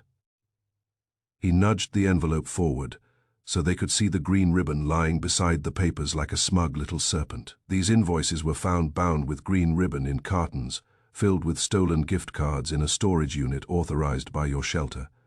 That ribbon matches the ribbon used on extortion notes, delivered to my home. Clay said lightly, green ribbon is common. Wolfe's voice was dry. Not as common as your desire for it to be. Cramer leaned in, smelling an arrest. All right. Who made the shell vendor? Who paid it? Who moved the boxes? Wolfe glanced at him as if Cramer were tapping a wine glass with a spoon. Be quiet. Cramer's face went purple, but he stayed quiet. Wolfe turned to Clay Mercer.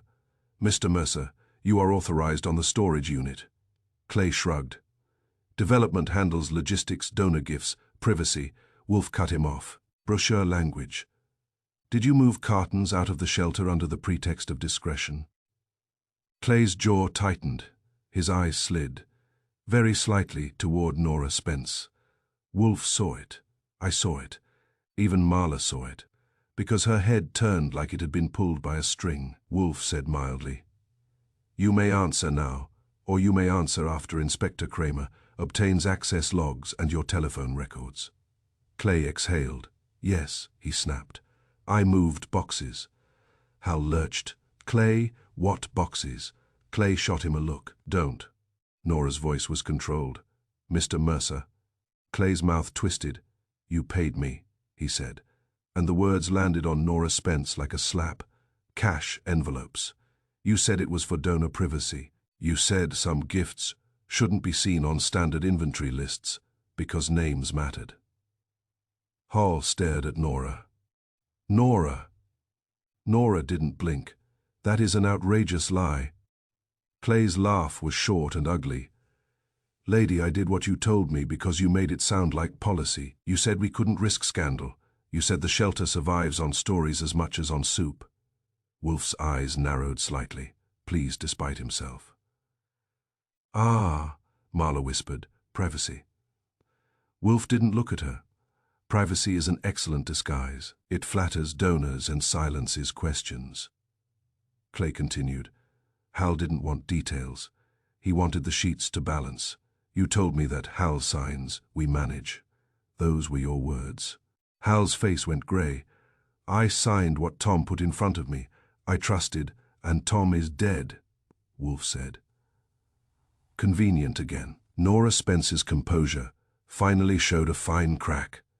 Not fear, exactly, but anger at being cornered in a room where she didn't hold the gavel. Mr. Wolfe, she said crisply, you are conflating governance with crime.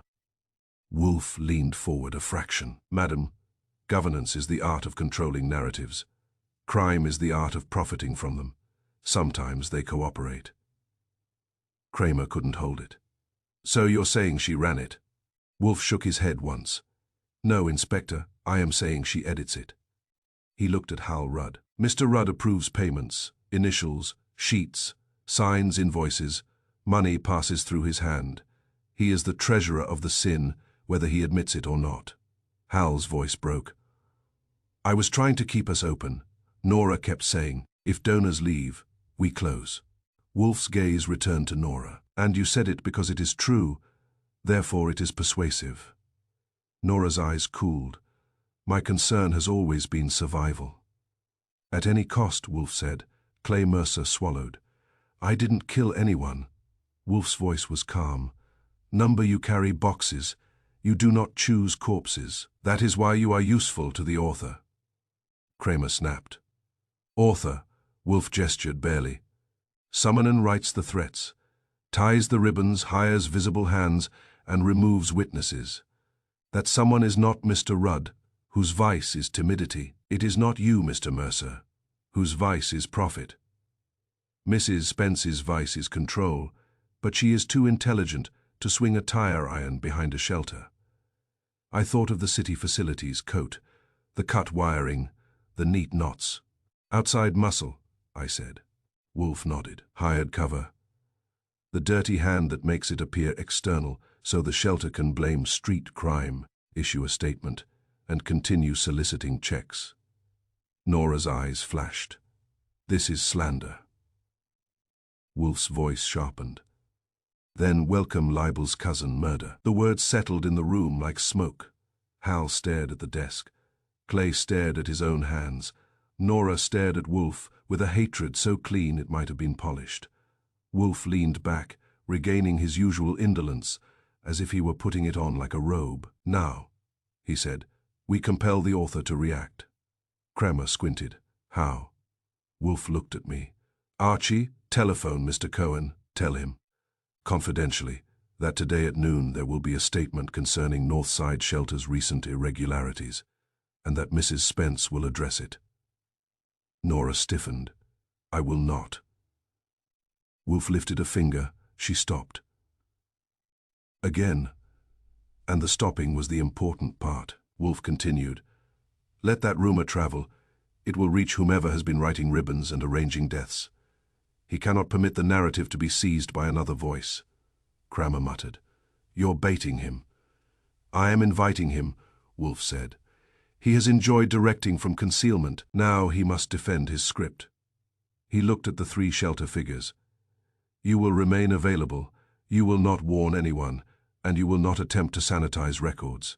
If you do, you will only confirm your complicity. Hal's shoulders sagged. Clay's smile was gone completely. Nora Spence sat very straight, her face an elegant mask with poison behind it. I went to the phone to call Lon Cohen, and as I dialed, I kept seeing that green ribbon. On notes, on invoices, on cartons, tied neatly because the person tying it wanted the world to feel his fingers even when it couldn't see his face. When you steal money, you hope no one notices. When you steal a story, you panic the moment someone else reaches for the pen chapter. 8 Wolfe's notion of bait has never involved hooks and worms.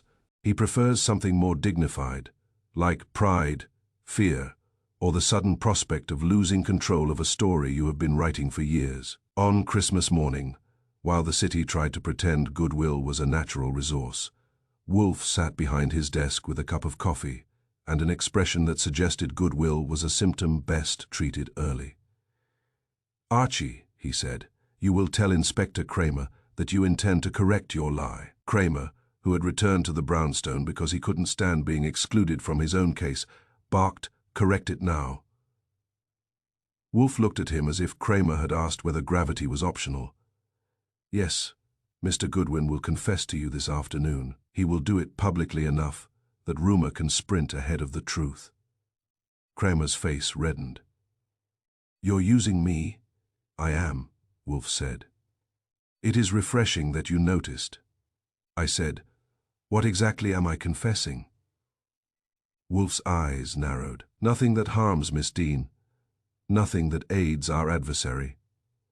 You will merely convey the intention to speak, not the content." Cramer snorted. "That's not a confession, that's a tease." Wolfe nodded once. "Precisely. Our author has been removing witnesses. If he believes Mr. Goodwin will speak to the police about the old fundraiser and the current theft, he will act to prevent it." Marla Dean, sitting on the sofa, went pale. "He'll kill Archie." Wolfe's voice was dry. "Do not be sentimental. He will attempt to silence whichever element threatens him most. At the moment, that element is you." Marla's hands tightened in her lap. "Then why would you?" "Because," Wolfe said calmly, "we prefer him to act where we can observe him, rather than at a time and place of his choosing." That was Wolfe. He didn't believe in safe, he believed in controlled. He had me telephone Lon Cohen again, because Lon's voice travels through New York faster than influenza. I fed Lon a careful line.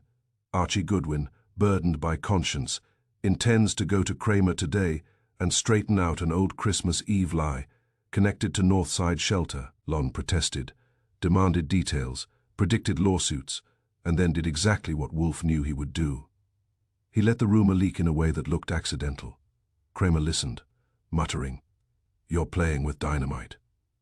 Wolfe's eyes half-lidded. "Yes, that is why you should refrain from lighting matches." Cramer snapped. "What do I do?" Wolfe said. "You will be conspicuously available. You will let it be known, quietly, through your own men, that you expect Mr. Goodwin this afternoon. If our author is listening, he will take the hint." Cramer glared. "And if he's not listening?" Wolfe's mouth tightened. "Then we will find another way to offend him." I thought that was the end of my morning, until Wolfe added, almost casually, "Miss Dean will accompany you for an errand." Marla's head snapped up. "Me?" "Yes," Wolfe said. "Fritz requires a tree." I stared. "A tree?" Wolfe's eyes narrowed at me. "Do not gape. Fritz insists on a modest Christmas tree for the front hall. I have tolerated it for decades today. It becomes useful." Cramer stared too. "You're sending her out?" Wolfe's voice was flat. "She will not be safe hiding in my house forever. The man who slid a note under my door has already demonstrated proximity. I prefer an attempt made in public, where it may be interrupted. By you, Mr. Panzer, and if Inspector Cramer is capable, by the police." Cramer grunted something that might have been agreement if translated into human speech. So that's how I found myself 2 hours later, walking with Marla Dean toward a tree lot on 9th Avenue, the air sharp with cold and pine and the city's stubborn optimism. Marla wore a wool coat and a scarf pulled high. Her eyes kept scanning faces, the way a hunted person scans shadows, which is exhausting work in New York, because the city manufactures faces by the thousand. "Wolfe's using you," she said quietly. "Wolfe uses everybody," I told her. "He just uses us in a way that sometimes keeps us alive." She managed a thin smile that died quickly. "Do you think they'll come?" "I'd bet my next necktie," I said, "that someone will try." The tree lot was wedged between a parking garage and a closed diner, fenced with cheap wire, strung with lights that blinked like nervous eyes. Trees stood upright in wooden frames, branches bundled and tagged. A portable heater coughed warmth near the cashier's shack. Customers milled, parents dragging kids, couples pretending they weren't arguing about money. A delivery boy carrying a small tree like a reluctant trophy. Good. Crowds. We moved down the rows as if we cared about needles and shape. Marla touched one branch absently, more to look normal than to select. My eyes did the selecting, of exits, blind spots, vehicles idling too long. Any preference? I asked her. She swallowed. Anything that doesn't smell like trouble. All trees smell like trouble in January, I said. Pick one you can blame later. We had just reached the back row, where the lot backed onto an alley cluttered with slush and trash, when I saw him, city facilities coat, dark cap, clipboard held tight. He wasn't browsing, he wasn't buying. He was walking the edge of the lot as if checking a schedule. The coat might have fooled a casual citizen. It didn't fool me. Not after ribbons on clipboards and payoffs in alleys. Marla felt my tension and stiffened. Archie? Keep walking, I said softly. Toward the cashier. Don't run. She took 2 steps. The man in the facilities coat changed direction and came straight at her. Fast now, no longer pretending. His hand shot out, clamped on her elbow, and he hissed, "Come on." Marla made a small, startled cry. I moved before I thought, because thinking is what Wolfe does, and I'm merely his reckless assistant. I grabbed the man's wrist and twisted hard. He grunted, tried to yank free, and his other hand darted toward his coat pocket. I didn't wait to see what was in there. I drove my shoulder into his chest and shoved him back into a stack of bundled trees. Needles exploded like a cheap green fireworks display. He cursed, real language, not civic, then swung at me. His fist clipped my cheekbone. Stars popped. I hit him back with my elbow, caught his jaw, and felt cartilage complain. He stumbled, recovered, and lunged again, this time aiming past me toward Marla. "Run!" I snapped at her, and she backed toward the cashier shack, eyes huge. The man's hand closed around my coat lapel. I grabbed his clipboard, ripped it out of his grip, and slammed it into his face. The plastic edge cracked against bone. He yelled and staggered. A lot worker shouted, "Hey! Hey!" A couple nearby shrieked and scattered, dragging a kid who started crying because Christmas had suddenly become honest. The man in the facilities coat took 1 step toward Marla, saw customers turning, saw the worker coming, and made a decision. He ran for the alley. I ran after him because I have that defect where I don't like letting bad men exit a scene cleanly. He reached the fence gate, shoved it open, and bolted into the slushy alley. I gained on him. He was fast, but he wasn't trained. He ran like a man who expects fear to do the work for him. When he glanced back, he misjudged his footing on the ice. His shoe slid. His arms windmilled. He went down hard. Something flew out of his coat pocket and skidded across the slush, a thick roll of cash held by a rubber band. Another thing slid out too, an envelope. I reached him before he could scramble up. I planted a knee on his back and yanked his arms behind him. He thrashed, "Get off." "Sure," I said, breathing hard. "Right after you explain why city employees abduct women as a seasonal hobby." He tried to twist his head toward me. "I don't know." That was a lie by reflex, and it was bad footsteps pounded in the alley. A uniformed cop appeared at the mouth.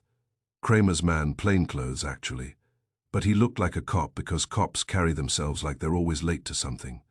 Then Saul Panzer appeared, moving with quiet speed, his eyes taking in the scene in one sweep. He had been nearby all along, invisible until needed. That is Saul's art. Saul's voice was mild. "You all right, Archie?" "My cheek will sue him later," I said. Marla, Saul's gaze flicked toward the lot. "Safe, for now." The cop hauled the man up, cuffed him, and started reading him rights with the bored tone of someone reciting a recipe. I scooped up the roll of cash and the envelope, because evidence has a way of disappearing when you assume it will behave.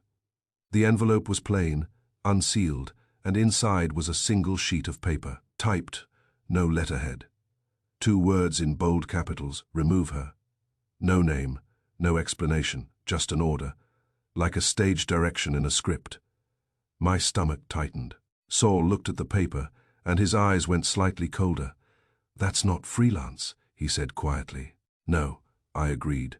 "That's management." Cramer himself arrived then, red-faced and furious, pushing through the lot crowd with the authority of a man who hates being proven necessary.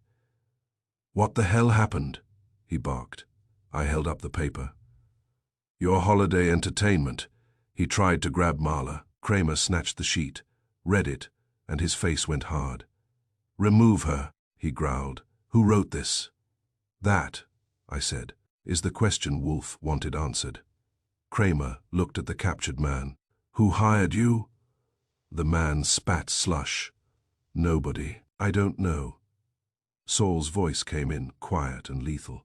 "You know." The man's eyes flicked to Saul, and fear finally found a proper home. He swallowed. I tucked the cash into my pocket, because it was either payment or bait, and either way it belonged to the case now. We got Marla back to the brownstone under a police escort that Cramer pretended he'd arranged from the start. Wolfe listened to my report without changing expression, which meant he liked it. He took the typed order from my hand, read it once, and set it on his blotter beside the green ribbon and the fake invoices, as if arranging a small still life of someone else's downfall. "Excellent," Wolfe said. Marla stared at him, shaken. "Excellent. Someone tried to." Wolfe's gaze held her. "Yes, Miss Dean, and he failed. Failure produces evidence. Evidence produces conclusions." He tapped the paper. "This is not extortion now. It is removal. Our author is not negotiating. He is eliminating obstacles." Cramer barked. "So we got a hired grabber and an order. That's enough to arrest." Wolfe's eyes slid to him. "No, Inspector. It is enough to compel the author to speak." He leaned back, eyes half-lidded, and his voice turned very calm. "Archie," he said, "we will schedule your confession for tonight." My throat tightened. "Tonight?" "Yes," Wolfe replied, "and we will announce it loudly enough that the author must either prevent it again or attempt to control it by appearing." Saul's gaze sharpened. "Here." Wolfe nodded once. "Here." He looked at the green ribbon, the shell invoices, the stolen gift cards, and the typed order. "And for the first time in hours I felt the pattern tighten into something like a net," Wolfe said softly. "Now we will see who believes he can remove the truth from my house." Chapter 9. By 8 o'clock, Wolfe's office looked like a committee room that had been denied dignity. Hal Rudd sat stiff, backed in the red leather chair, trying to sweat quietly. Nora Spence sat upright on the sofa, chin lifted, eyes bright with a kind of anger that pretends it's virtue. Clay Mercer lounged as if boredom were protection. Marla Dean stayed close to Saul Panzer's shadow. Inspector Cramer stood by the door, vibrating. Wolfe waited until Fritz had served coffee, and the room had time to settle into its lies. Then he held up the 2 extortion notes and the typed order. "Remove her," like a man presenting exhibits to a jury that had better be awake. "Inspector," Wolfe said, "you wanted proof. Here is proof, not of motive, but of instrument." Cramer barked. "Instrument." Wolfe's eyes half-lidded. "A typewriter has defects, as men do. The difference is that a typewriter's defects are consistent." He nodded to me. I crossed to the side table and brought over the shelter's ancient office machine. Hal had reluctantly loaned us an old gray beast that looked like it had typed the Constitution and hated every word. Wolfe pointed with a thick finger. "Note the letter R. Its upper loop is damaged. It prints a small notch. Note the E, slightly high. Note the O faint on the right edge, as if the ribbon strikes unevenly." Hal Rudd's face tightened. Wolfe placed one note beside a clean sheet and had me type 3 words, "Sing or bleed." The keys clacked like accusations. When I held the page up, the room went still, The R had the notch. The E rode high, the O limped. Cramer's mouth opened and shut. Jesus. Wolfe's gaze rested on Hal. You typed the notes, Mr. Rudd. You typed the order. You tied the ribbons because you wanted your victims to feel your hand. Hal's voice came out strained. That proves nothing anyone could use. Your office, Wolfe cut in. Your machine. Your ribbon. Your access to the printing stock. And your need. Nora Spence made a small sound, half disbelief, half fury. Hal, Wolfe turned to her. Mrs. Spence, you edited his story. You protected him. Nora's composure cracked at the edge. He forced me, she said sharply. He said, if the truth came out, the shelter would close, and it would be my fault. He said he'd tell the board. I covered it. He threatened me. Hal snapped. That's a lie. Nora's eyes flashed wet. You pressured me to spin every discrepancy. You made me call donors, soothe them, bury questions. You told me Marla was the perfect fall, because Archie's lie already existed. Cramer's head jerked toward Hal. You planned to frame her. Hal's jaw worked. I was protecting the shelter. Wolfe's voice turned icy. You were protecting yourself. Mr. Goodwin's old lie was your trapdoor. Expose it, drop Miss Dean through it, and the scandal becomes a volunteer theft instead of an executive's laundering. Then you remove witnesses who can contradict you. Cramer's face went red with rage, bared Ward.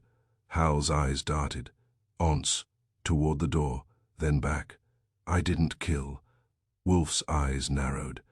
Number you hired hands, city coat, ever-bright invoices. You hid behind uniforms and paperwork. For one breath the room held. Then Hal's hand slid toward his coat pocket, fast and familiar. Saul moved. Quiet, decisive. Wolfe's voice rang out, sharp as a gavel. Inspector, stop him. Chapter 10. Cramer didn't need Wolfe's gavel twice. The moment Hal Rudd's hand slid toward his coat pocket, the room's air changed.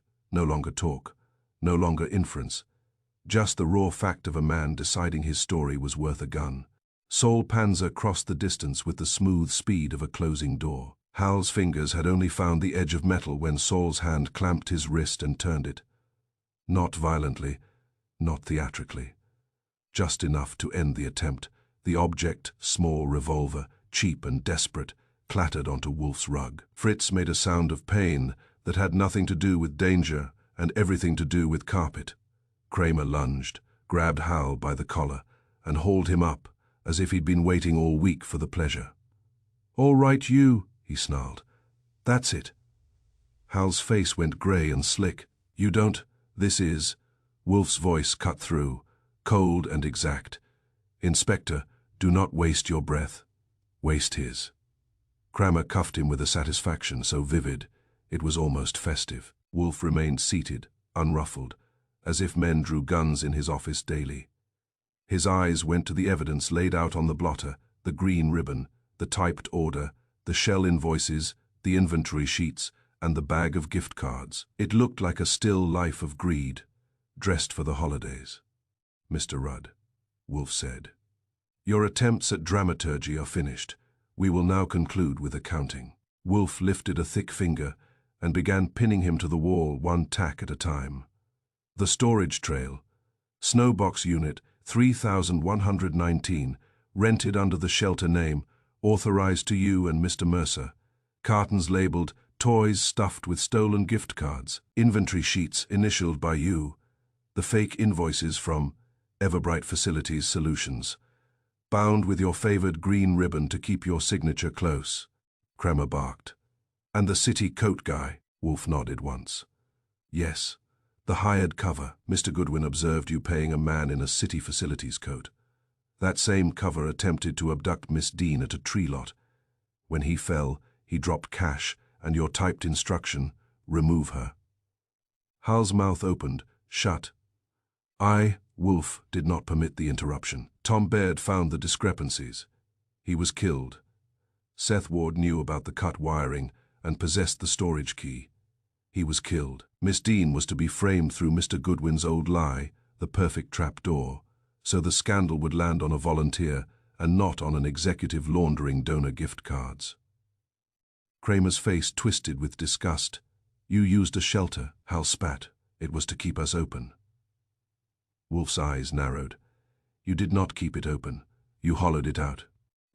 He let silence sit a moment, because Wolfe knows silence can do what shouting cannot. Then he added, softly, "And you chose green ribbon because you could not resist ornamenting your cruelty."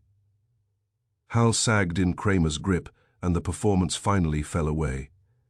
He looked less like a director and more like a frightened clerk who'd been caught forging checks. Cramer hauled him toward the door. "You're coming downtown." As they went, Cramer paused, glared at me. "Goodwin, you too. You're telling me everything. Now." I looked at Wolfe. His eyes met mine, steady. Not permission, expectation. So I told Cramer the full truth about that Christmas Eve 5 years ago. The fundraiser, the safe, the gift cards, Grant Heller's pressure, Marla's panic, and my lie. Coffee that never happened, an alibi I invented because I thought kindness could be built without nails. Cramer listened, jaw clenched. When I finished, he exhaled hard. "You idiot," he said. "Holiday greetings to you too," I muttered.